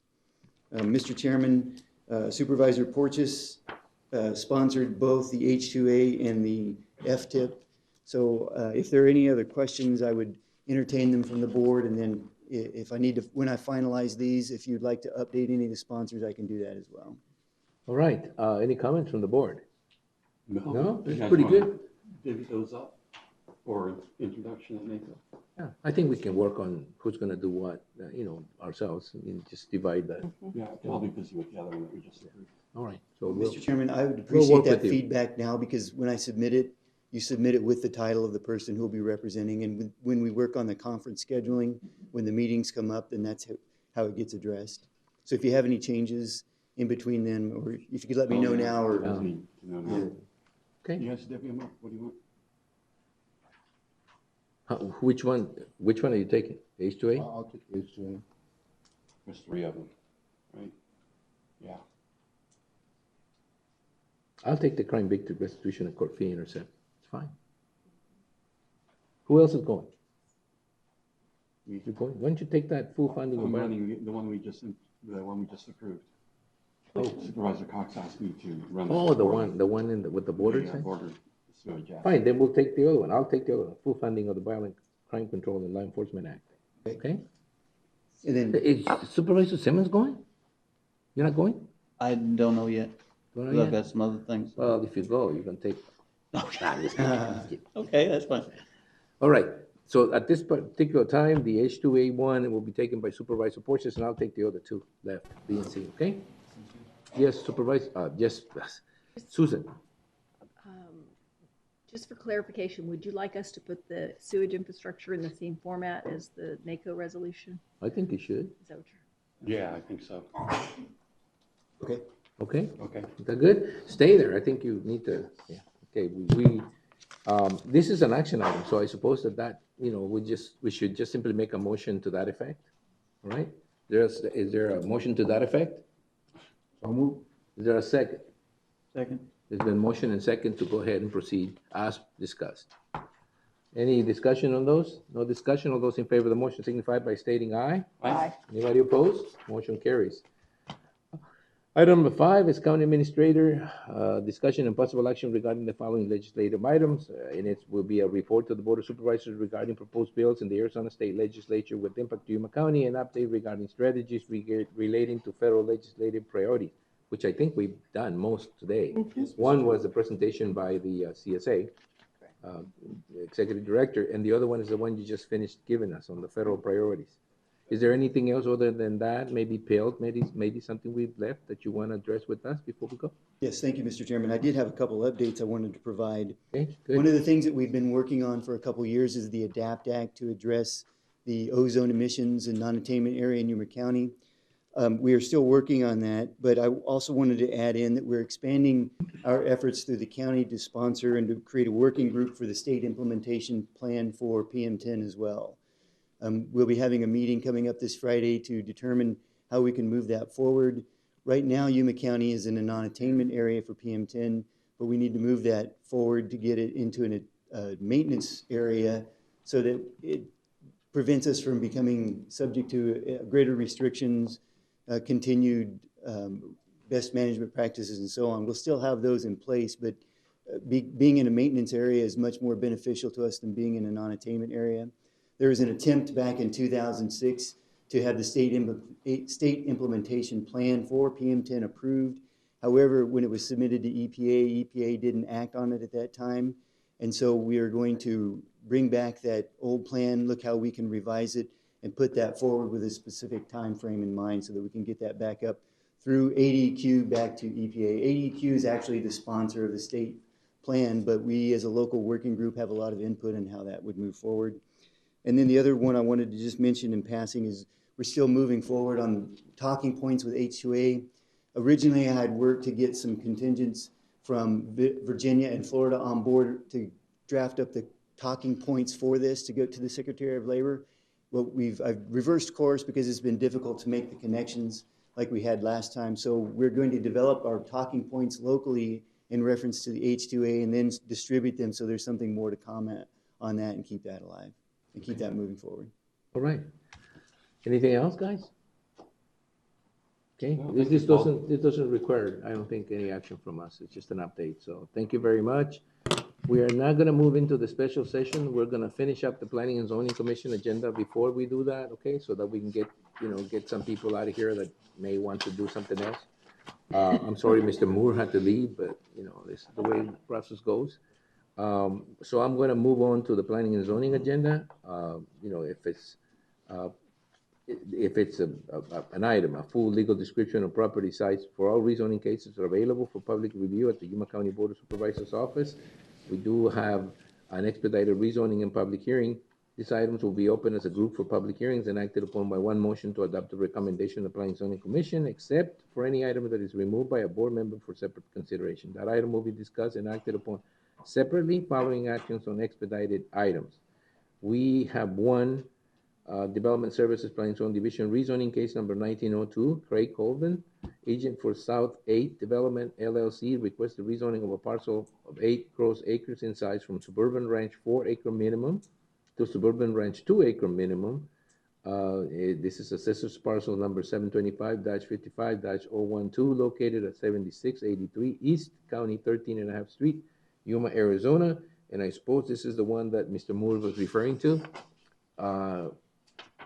I'm going to open this item up for the staff to give us a brief presentation, and then I'll open it for the public hearing, and then we'll make a decision on it. Right? Thank you, Mr. Chairman. Javier Barraza, Senior Planner, presenting rezoning case 1902. The intent is to create 4 parcels for residential development. This is the vicinity and zoning map showing the subject parcel, cross hatch and highlighted in red at the center. Property is 8 gross acres in size of desert terrain and is developed with a 1995 manufactured home, awnings, and detached structures. It's set with an on-site and septic system.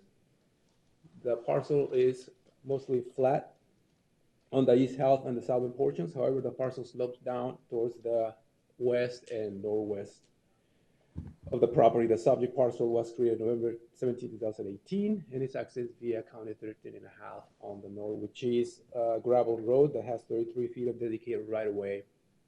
Parcel number 1 to the east and north is within the city of Yuma and desert terrain, zone agriculture. Parcel 7 and 8 to the west are zone suburban ranch 2-acre minimum, improved with site-built homes. Parcel 9 is a vacant parcel, zone SR2. Parcel number 10 is also zone SR2, suburban ranch 2-acre minimum, improved with a manufactured home. Finally, parcel 11 on the south is improved with a manufactured home, zone suburban ranch 4-acre minimum. Subject parcel is within 1 mile of the bounding range. Mr. Chairman, real quick, which one is Mr. Moore's property? It's number 8, Mr. Chairman. Great. Okay. This is the site plan exhibit A. The project size, the parcel, it's outlined in red. Those are the boundaries. It's improved with a manufactured home and accessory structures depicted on the polygons highlighted in orange. This is how the applicant proposes to split the property into 4 2-acre parcels. It's also proposing an access easement 33 feet wide on the west. Is this what Mr. Moore's talking about?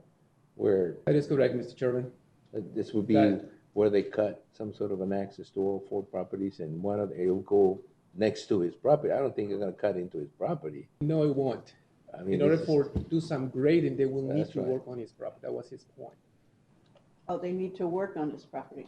That is correct. According to the discussion, Mr. Moore had with the developer and the engineer on site. Weird, but okay. This is an aerial view showing the current condition.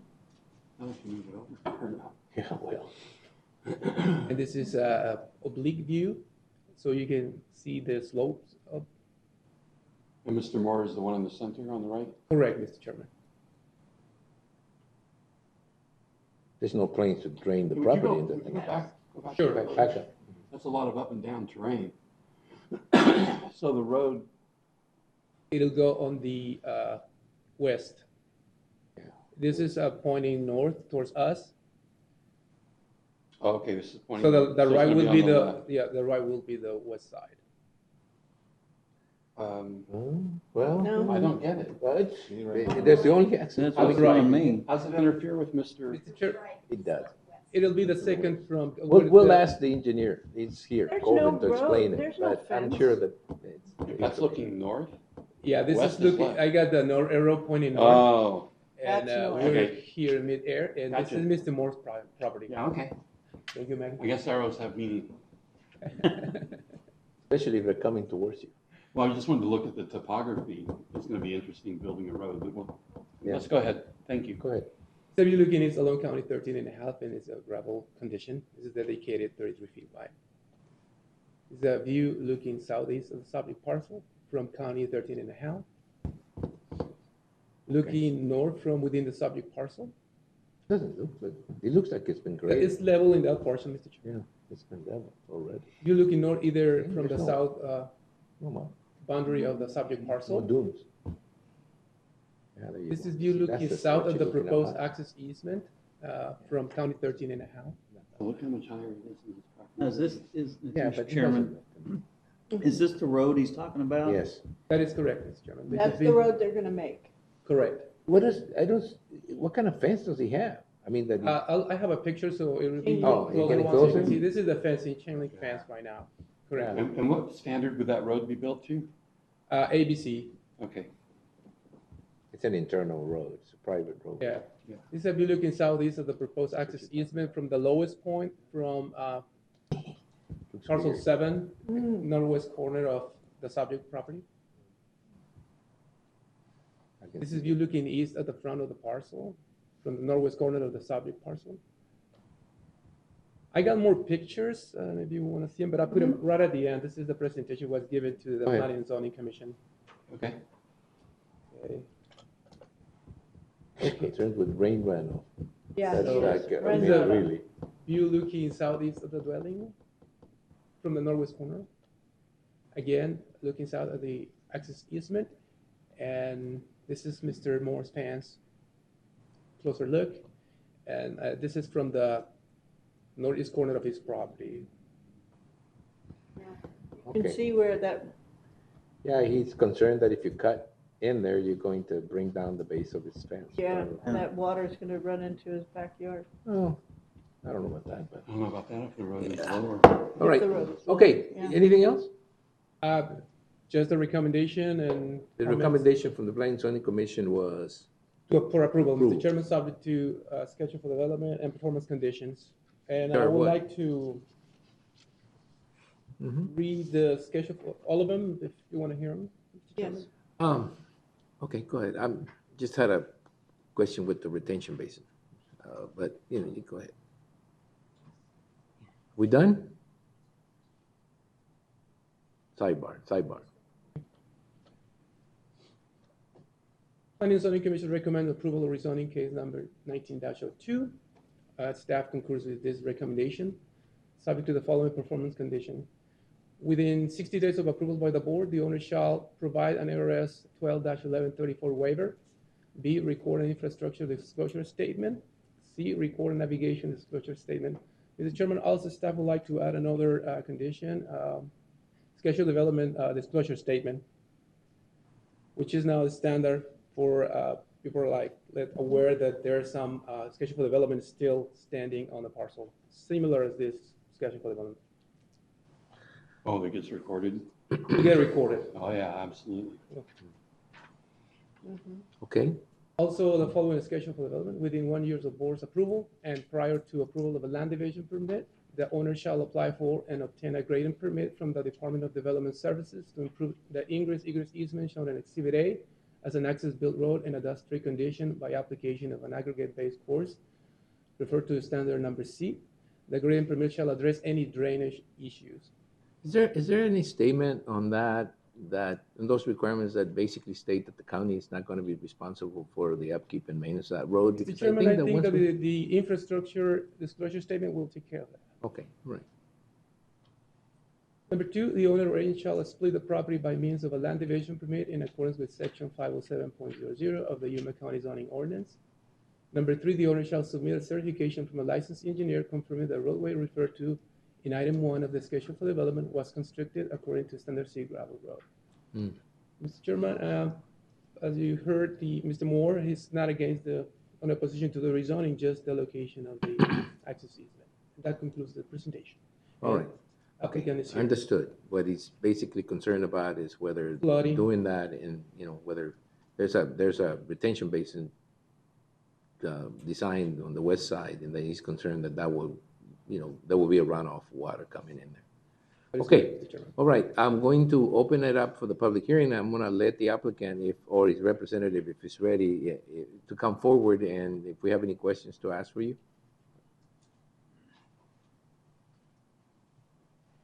Mr. Chairman, my name is Craig Colvin, Colvin Engineering, 6105 East Alyssa Lane in Yuma, Arizona. Okay. Probably some background. As you can see, Mr. Moore has a definite concern, reason for being concerned. I don't know if you can go back to some of those, the actual photographs. You don't have one that You show one that goes up the hill, but it actually goes down, and then there's a big swale. You can see it. I don't think you'll see it on any of these. On that aerial photo, that's probably the best one. I will try to. Right there. So you can see that towards us, there's quite a bit of runoff that goes into this other property. They're not concerned about it, but his property, and it's difficult to see right there. Put your arrow up there next to the red line right there. What he's had to do on his property is he's dug out a huge 4-foot wide by 4-foot deep channel along his property to catch all the water that's run off and take it around his house to protect his home. So he has a valid concern there, and so our challenge in doing the grading for this road, number one, is to grade the road inward so that no water gets on his property, and number two, that all of the water on each of these 2-acre parcels will contain their own water on site. So it's accumulation of water from all the properties going into Mr. Moore's property. So as we develop each parcel, they'll be bermed and graded to hold their own storage on site, which will eliminate a lot of the problem. But to do that, we have to go through where his fence is now. We actually have to raise the grade up. And in speaking with him, he would like his holes filled up. So in doing that, we will fill his holes up, bring our grade up to the level where we can build a fence along that property, and then allow the water to be graded inward to a retention area and protect his property. They could have put the easement on the other side, but we have this drainage issue on this side. It gives them an additional buffer, a 30-foot buffer away from his property. And so it's going to be a challenge for the engineer to do that. His concern, and he understands all that, he's happy with that. He understands that we'll get the grading, we'll eliminate the problem that he's had, and hopefully help him to fill in his holes that he's had over the years.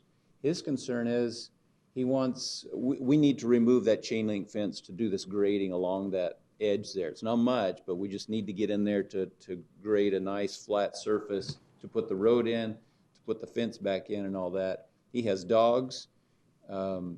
We have to remove that, and he's okay for that to be removed for a certain amount of time, but he wants an assurance that the fence is going to be put back in place if the owners don't get a fence built in a quick amount of time. So they're going to do that separately. He was hoping, he kind of wanted something on the conditions, but that's not something that the owners would like to see on the conditions. They want to do that separately outside, and Mr. Moore understood that, and to my knowledge, he's okay with that concept. So it's mainly his concern is the fence being put back up. He understands that we're going to take care of the drainage. He just wants an assurance that his fence will be put back up, or a new fence will be placed there. So you would, if I may, Mr. Chairman, you would be required to do that anyway, right? If you've got to take the fence down, don't you have to put it back up? Mr. Chairman, yes, that's usually the situation, but he wants to make sure that it is put up in a timely manner so that he can let his dogs get out. And so during a long construction process, it's just not sitting there. So we understand that. The owner understands that. Right. Mr. Chairman, how much time are you thinking it would take it would have to be down before you could get it back up? Mr. Chairman, Supervisor Simmons, the construction, the dirt work, some of these guys do this in a day. They knock this stuff out fast. I won't name some of the contractors, but they do it very fast. So within a couple of days, they can have the dirt work done. The problem is putting the amount of ABC that's required and doing all the other things necessary for the road. So compacting. Within several weeks, the project should be done, which is kind of the time frame that he'd like his fence put back in. So. Okay, right. Well, he certainly wrote a long letter, addressing most of these issues. Fine. Let me see if anybody here in the public. Thank you, Cole. Okay. Thank you. Thank you, Craig. Is there anyone else here in the public that would like to address this? We heard from Mr. Moore, and I think that the majority of conversations that we're having are related to his issues. The Planning and Zoning Commission approved it. I don't think we can put a condition that can go in the property like this. It really, but it is incumbent upon you guys to make sure that he doesn't come back and, I think we can, right? we could, but anything you put in the property that, I don't know if, I've always had a concern about putting items in there that are outside the reach or the, what do I call it? Jurisdiction. Yeah, when you put conditions that don't apply to your property, that you're gonna do for somebody else, it's always a problem because that somebody else really drives the process, and so it's. Mr. Chair, I think it's since who's asking for the road? It's the county, so it's the county's responsibility to make sure that fence goes up back again. You mean, no, the right of way is. No, the right of way. Yeah, we're asking for them to have an access point, which is normal. Yeah, it's normal, but so who's? But we're that's not. because it's the county, so in order for someone to get in there, they're gonna have to take that fence down. Well, not necessarily. We don't tell them where to put it. They could put it anywhere in any. See, if you look at that aerial picture, I think the access point to the trailer that's already there is off County 13, right about, I don't know, a third of the way there. See, so that's their access point. If they wanted to, if the property owner wanted to avoid all these problems, he could run a road right down the middle, and just, it doesn't matter to us because it's not going to be a county road. So he could put it right down the middle. The issues they're having, it's because, they're putting it next to the property of this other gentleman who's afraid that his fence is going to be damaged and who's going to pay for it. And I think that may be something we can say, but I don't know if you can, conditional zoning is something I don't really, like to get into. It's pretty difficult, but we have had established conditions in the past for zoning. It's not recommended by the attorneys. Most of the time, they will tell you that conditional zoning is not something that we should do, but we should make a note that the issue that Mr. Moore has brought forth needs to be addressed before, we could do that by giving instructions that no certificates of occupancy be issued or something along those lines that wouldn't be on the property line. Well, it's not but it's not recorded in the property, when they record this. It's more something that I think we could instruct our staff to be on the lookout for. Making sure that. Yeah, but they wouldn't have any authority. Well, they don't want to babysit the job. Chairman Reyes, Craig Sellers, Director of Development Services. It would be very difficult for us to enforce something that wasn't part of an action. Well, but something to add to this discussion is that this is part of the owner's process to get access to do work on the individual's property. When he comes in with the lot split, because he would, or land, what do you call it, land division permit. Land division permit, you can request some of this stuff. No, we've got a lot of restrictions on what we can request now. Well, we can apply another one. From legal. It comes in, it comes in, and they provide the plat. If they meet the conditions of the plat, we either approve or deny. I can't think of any. Can legal think of any way we can make sure that Mr. Moore's issues are considered during the process? Taken care of.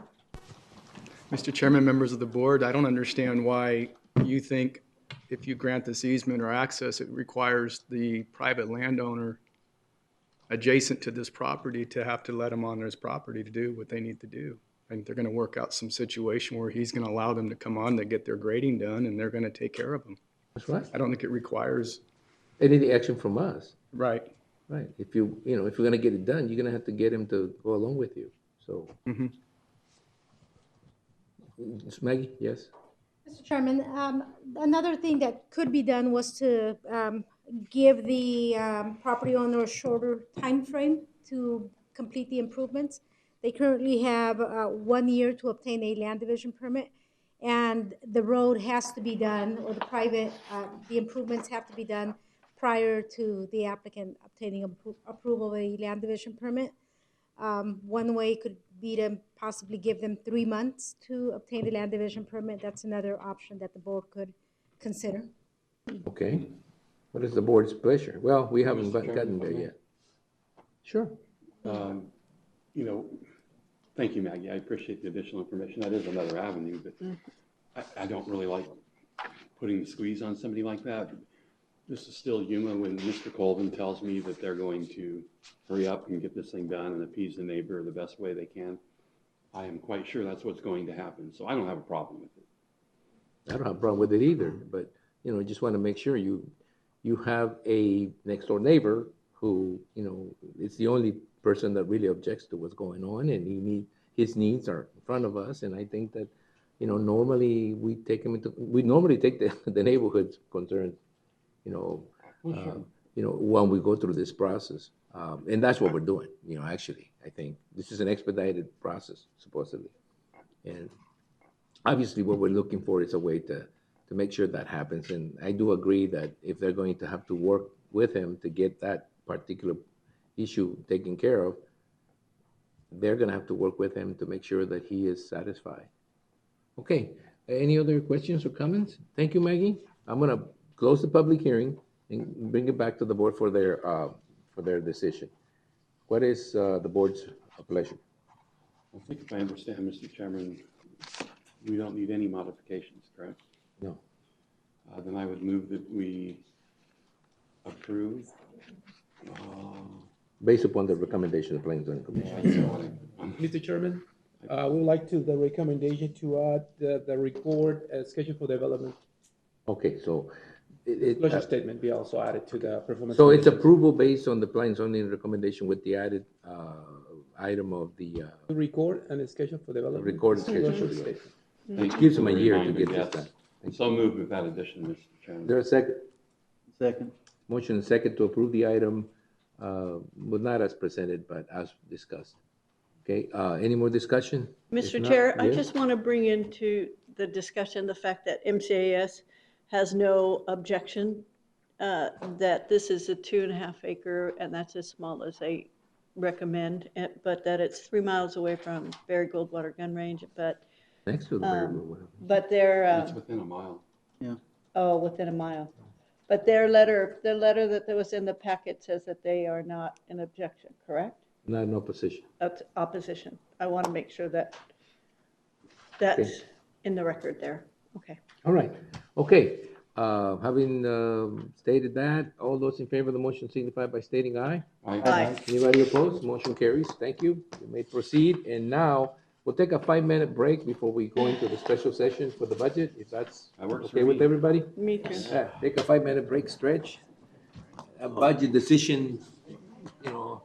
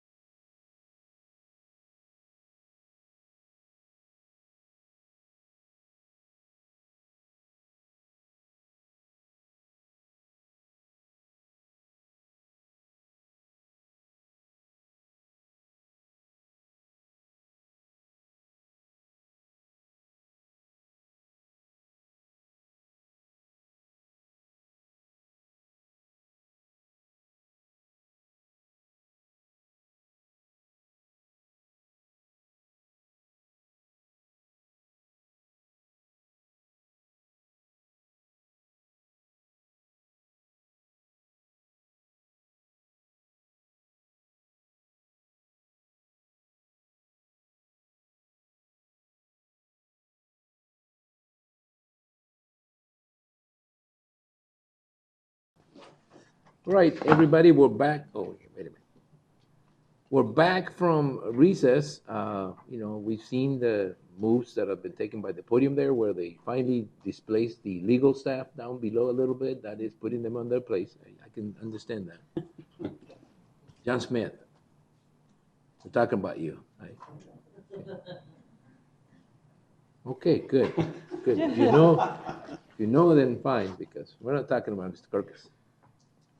County Administrator and we're meeting as all special taxing districts, Board of Supervisors, and we're having a discussion, and we will have a discussion and action on the Yuma County fiscal year 2019-2020 tentative budget as follows. We provide direction to staff regarding revisions to the 2019-2020 recommended budget subsequent to department budget hearings, and adopt the tentative budget for fiscal year 2019-2020 and set the date and time for a combined public hearing on the 2019-2020 tentative budget and truth and taxation, which means the property tax levy, as Monday, July the 1st, 2019 at 9 a.m. July the 1st, 2019. Okay. Susan, open Yes, up. Mr. Chairman, members of the board, we do not have a formal PowerPoint presentation for the tentative budget. We do have the various changes that have occurred from the recommended budget to the tentative budget that we would like for you to consider and discuss. Okay. Before you adopt the tentative budget. You do have a couple of handouts. We have the, excuse me, we have the interactive spreadsheet with Mr. Gil Villegas in case you want to look at different options. We have identified that, as Mr.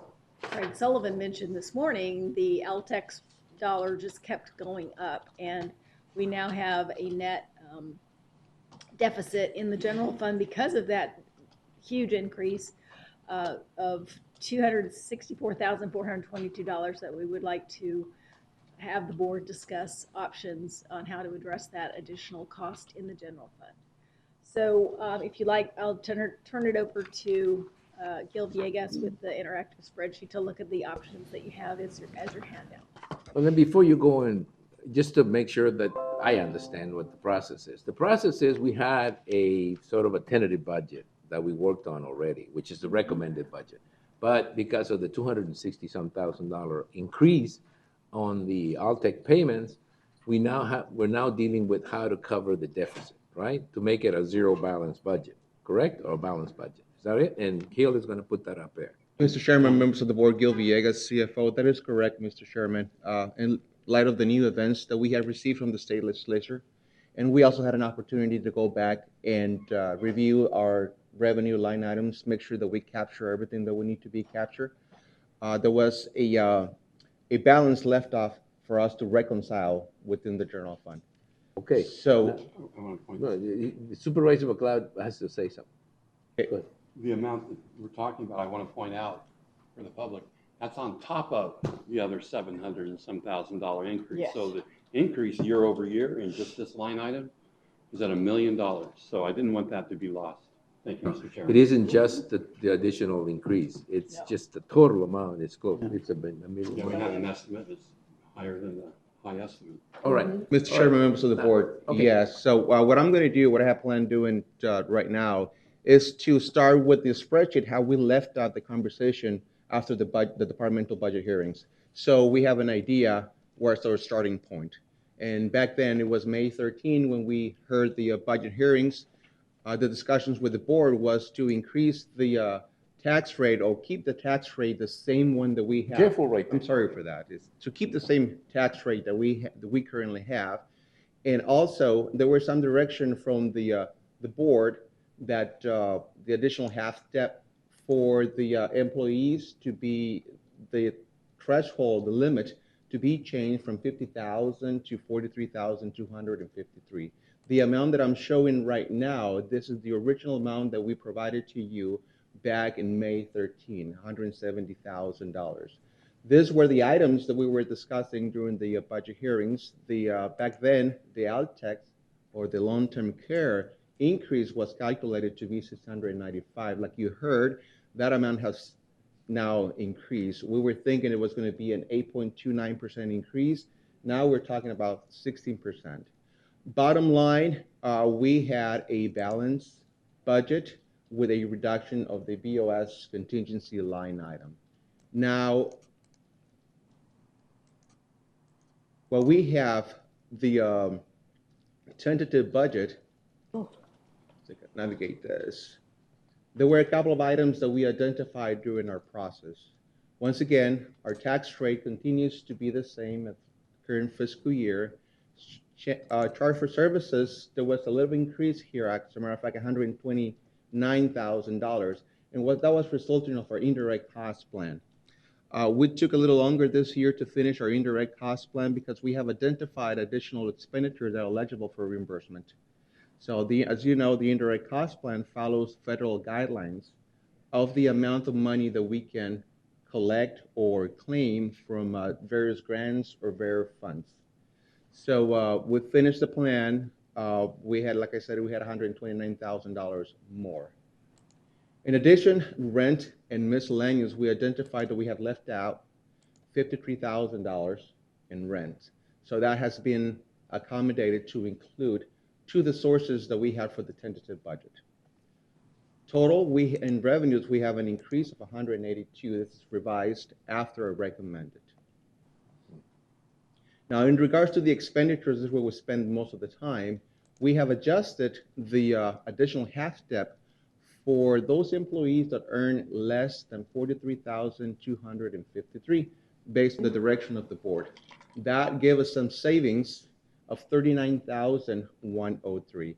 So the amount is being reduced from the 170 that we had at 50,000 to 130.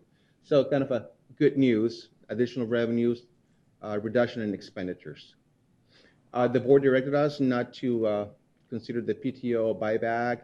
The above and beyond half step additional stays there in the tentative budget.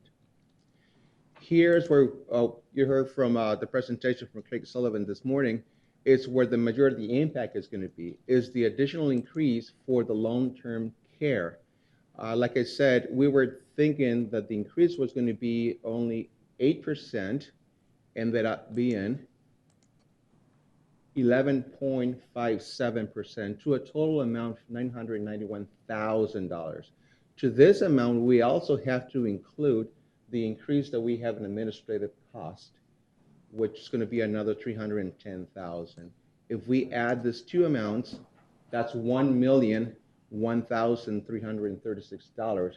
The increase, the total increase from our current Altex or access allocation.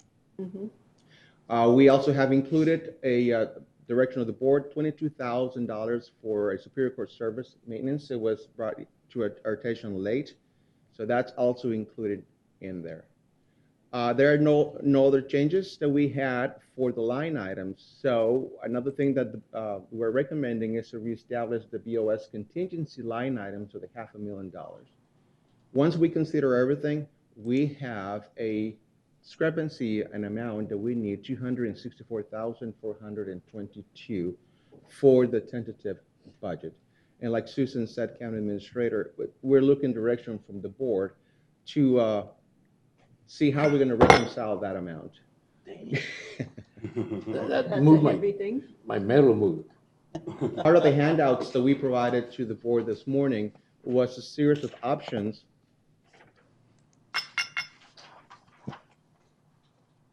that the BRT wanted for you to be aware of. One of them, of course, is the reduction of contingency from the $500,000 to $235,000.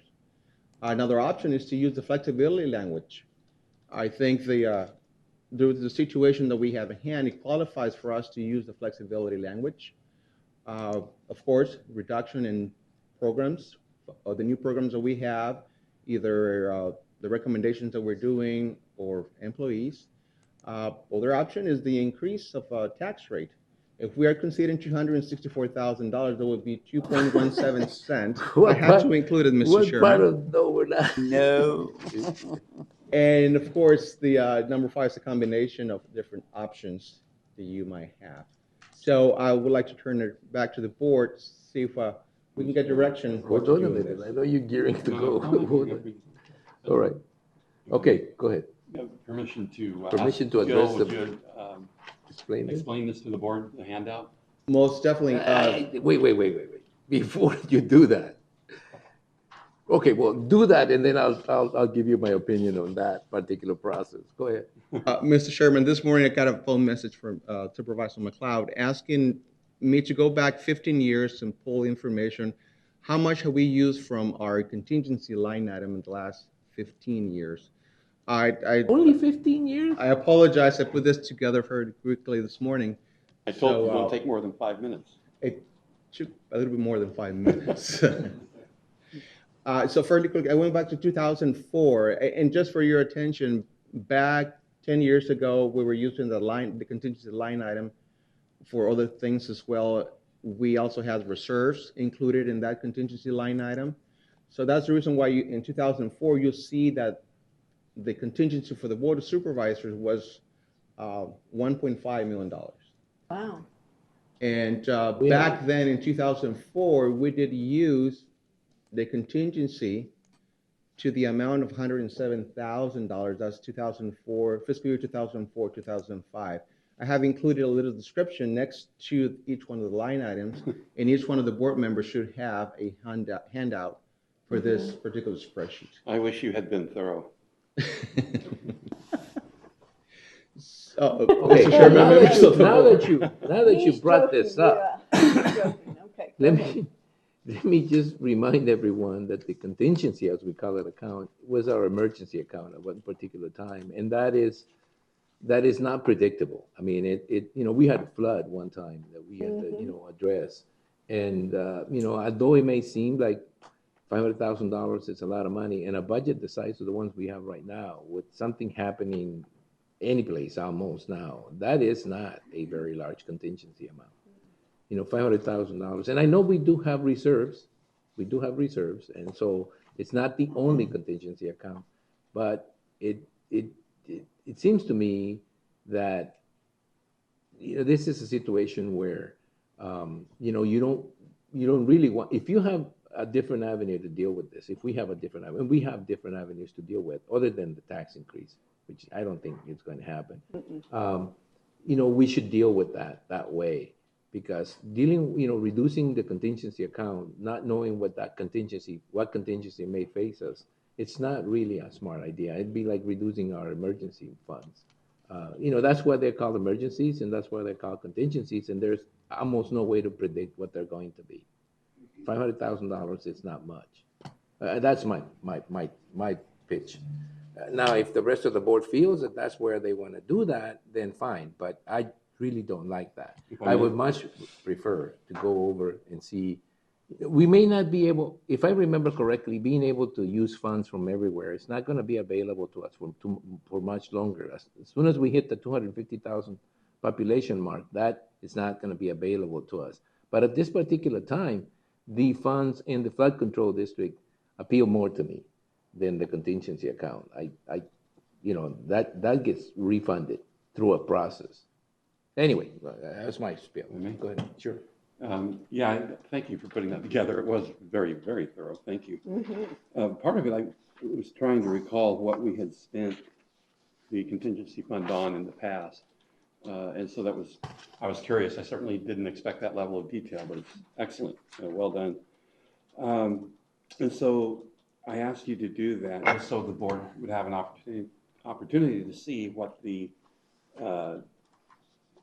past history is on using of that contingency fee and or contingency account for the board. So I don't think it, with one exception, it doesn't exceed anywhere close to 250,000, except for the one time we moved it for construction.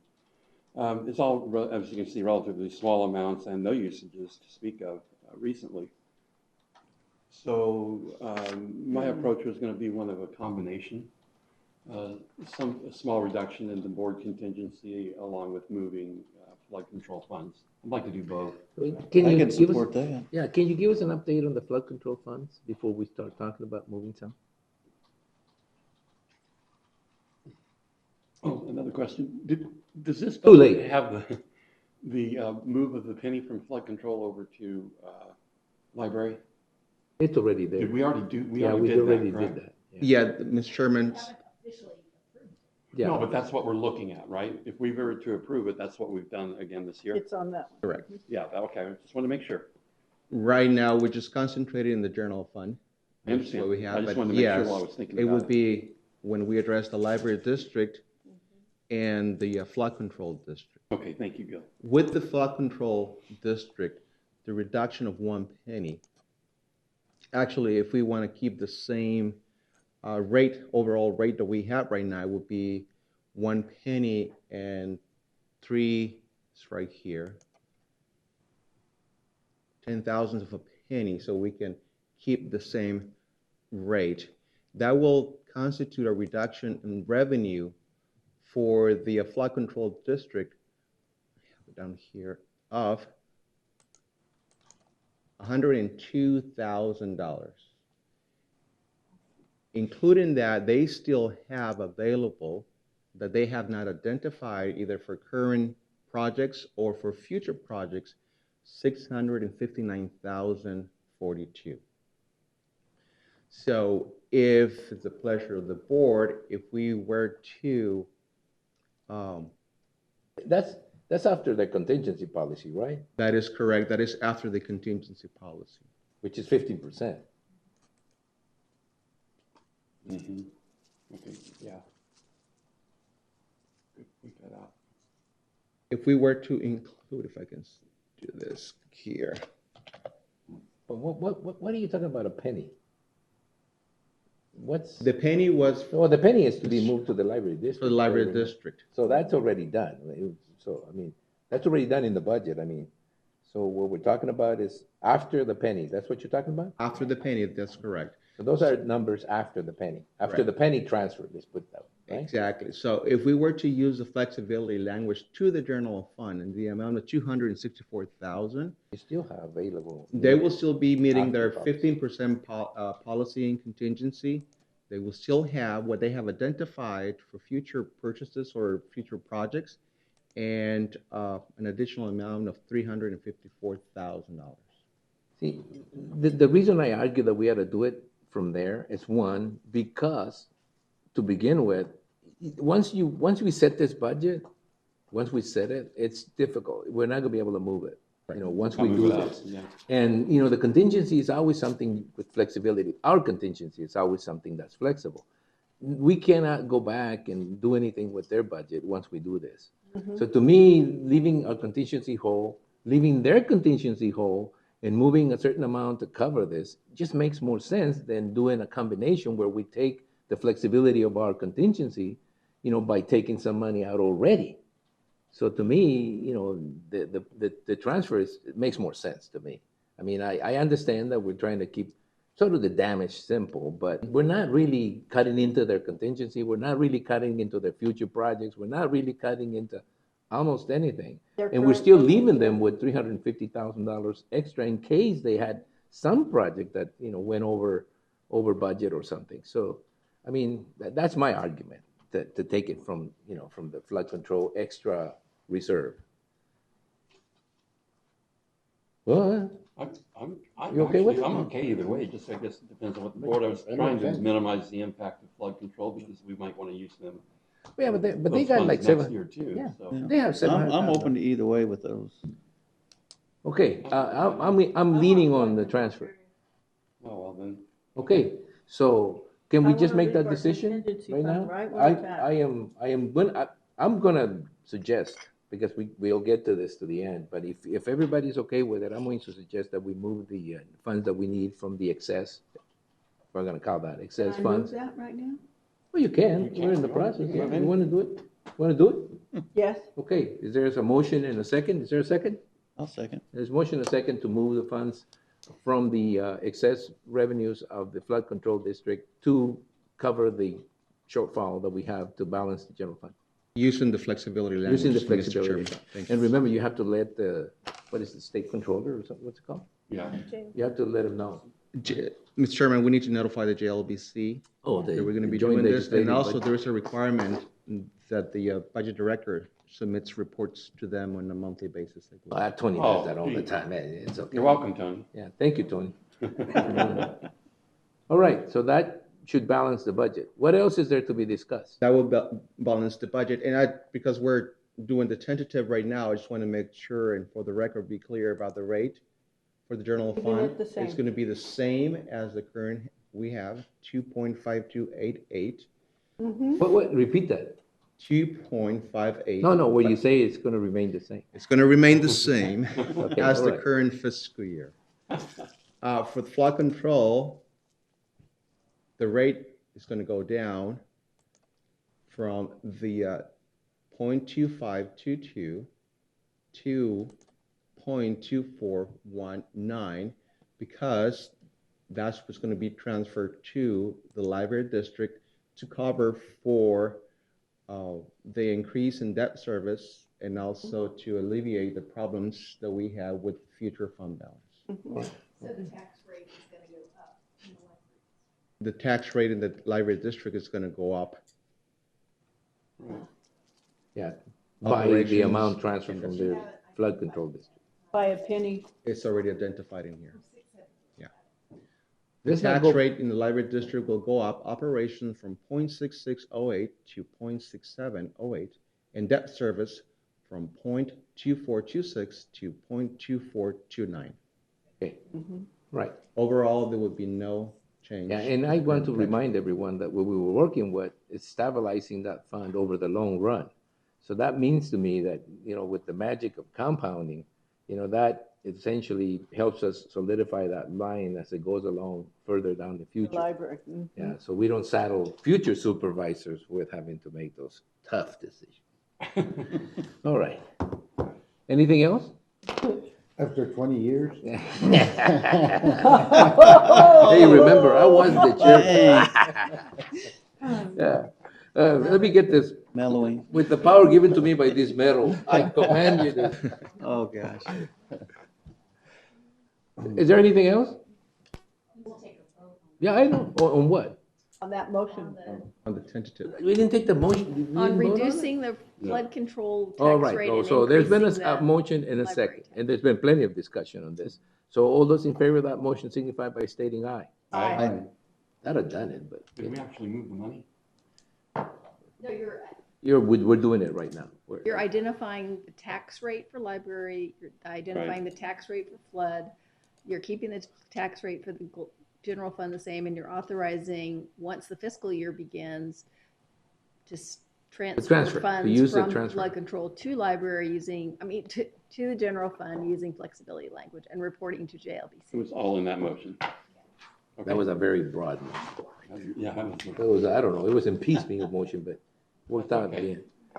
All right, any other discussion on this? If no discussion on this, let's proceed to approve the tentative budget. Is there any discussion on the tentative budget that hasn't been discussed yet? If there isn't any more discussion, I'll entertain a motion to approve the tentative budget as presented with those changes already covered through the last motion.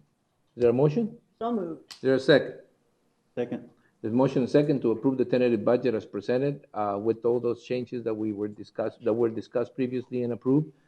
Any more discussion? If not, all those in favor of the motion signify by stating aye. Aye.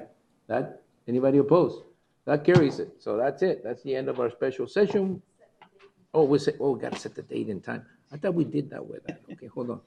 July 1st. July 1st. Okay, so the next item is to set the date and time for the combined public hearing on the 2019-2020 tentative budget and truth and taxation, property tax levy as Monday, July the 1st, 2019 at 9 a.m.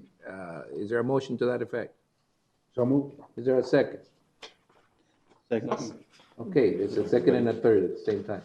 So seconded by Supervisor McLeod.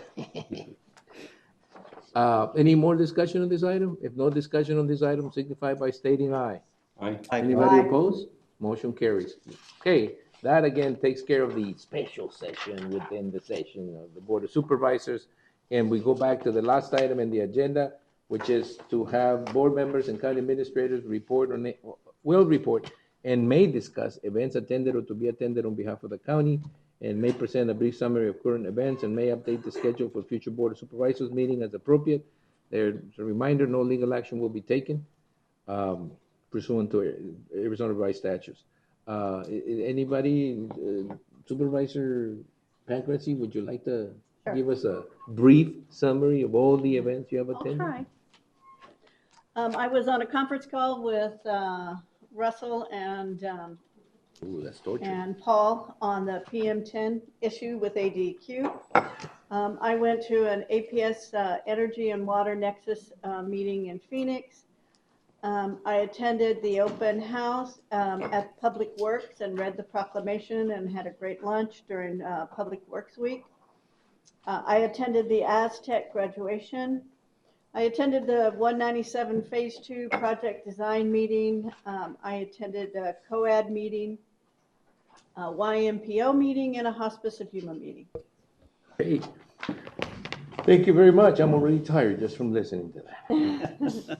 Go ahead, Supervisor McLeod. Mr. Chairman, I did some of that stuff too. I did everything, including that stuff.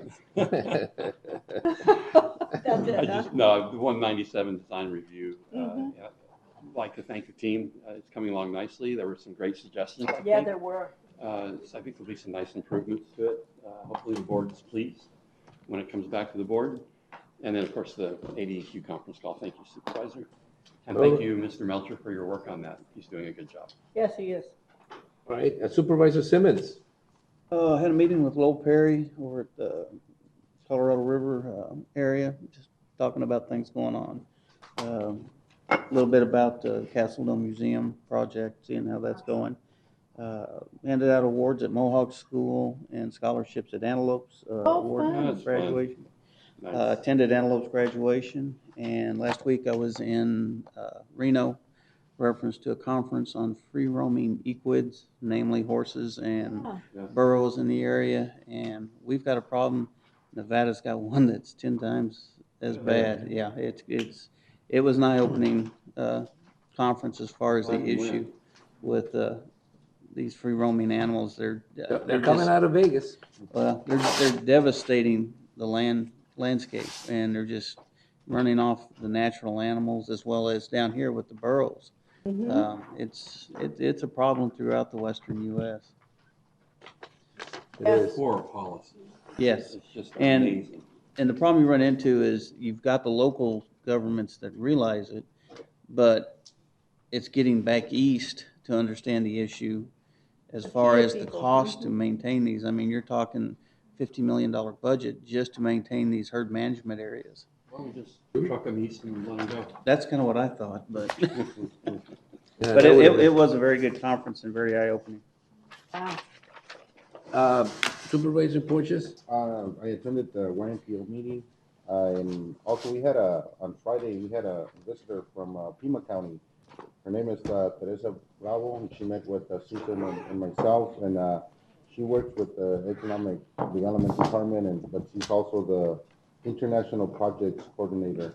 She also coordinates the Border County Alliance, so and that's why she paid her visit over here just to see the county. And she's actually from Yuma, so she lives in Yuma before.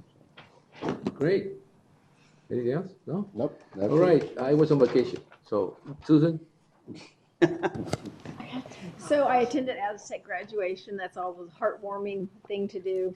The 197 Design Review Team meeting, the YMPO meeting, and then also the meeting with Teresa Bravo from Arizona Border Counties Coalition. And I'm going to try to make sure that I can go. It's a conflict every other month with the GYEDC meeting, but if I can go the other months, then I can start attending those meetings. So I'm going to start calendaring. All right. Yeah, I went to the last one. I forgot that. I did forget to say. We heard. That's right. Well, I can't help it. I mean, that's the problem right there. That's why they want Supervisor Porch, because he's so low key, as opposed to me, who riles up everybody. They were lucky they didn't have the Border Patrol in there. Otherwise, it would have been a nasty one. It was okay. Anything else? No? Well, guys, then again, thank you to the legal staff. We appreciate the fact you've been so quiet all the way through the meeting. Thank you very much. And this is the end of this meeting. Thank you.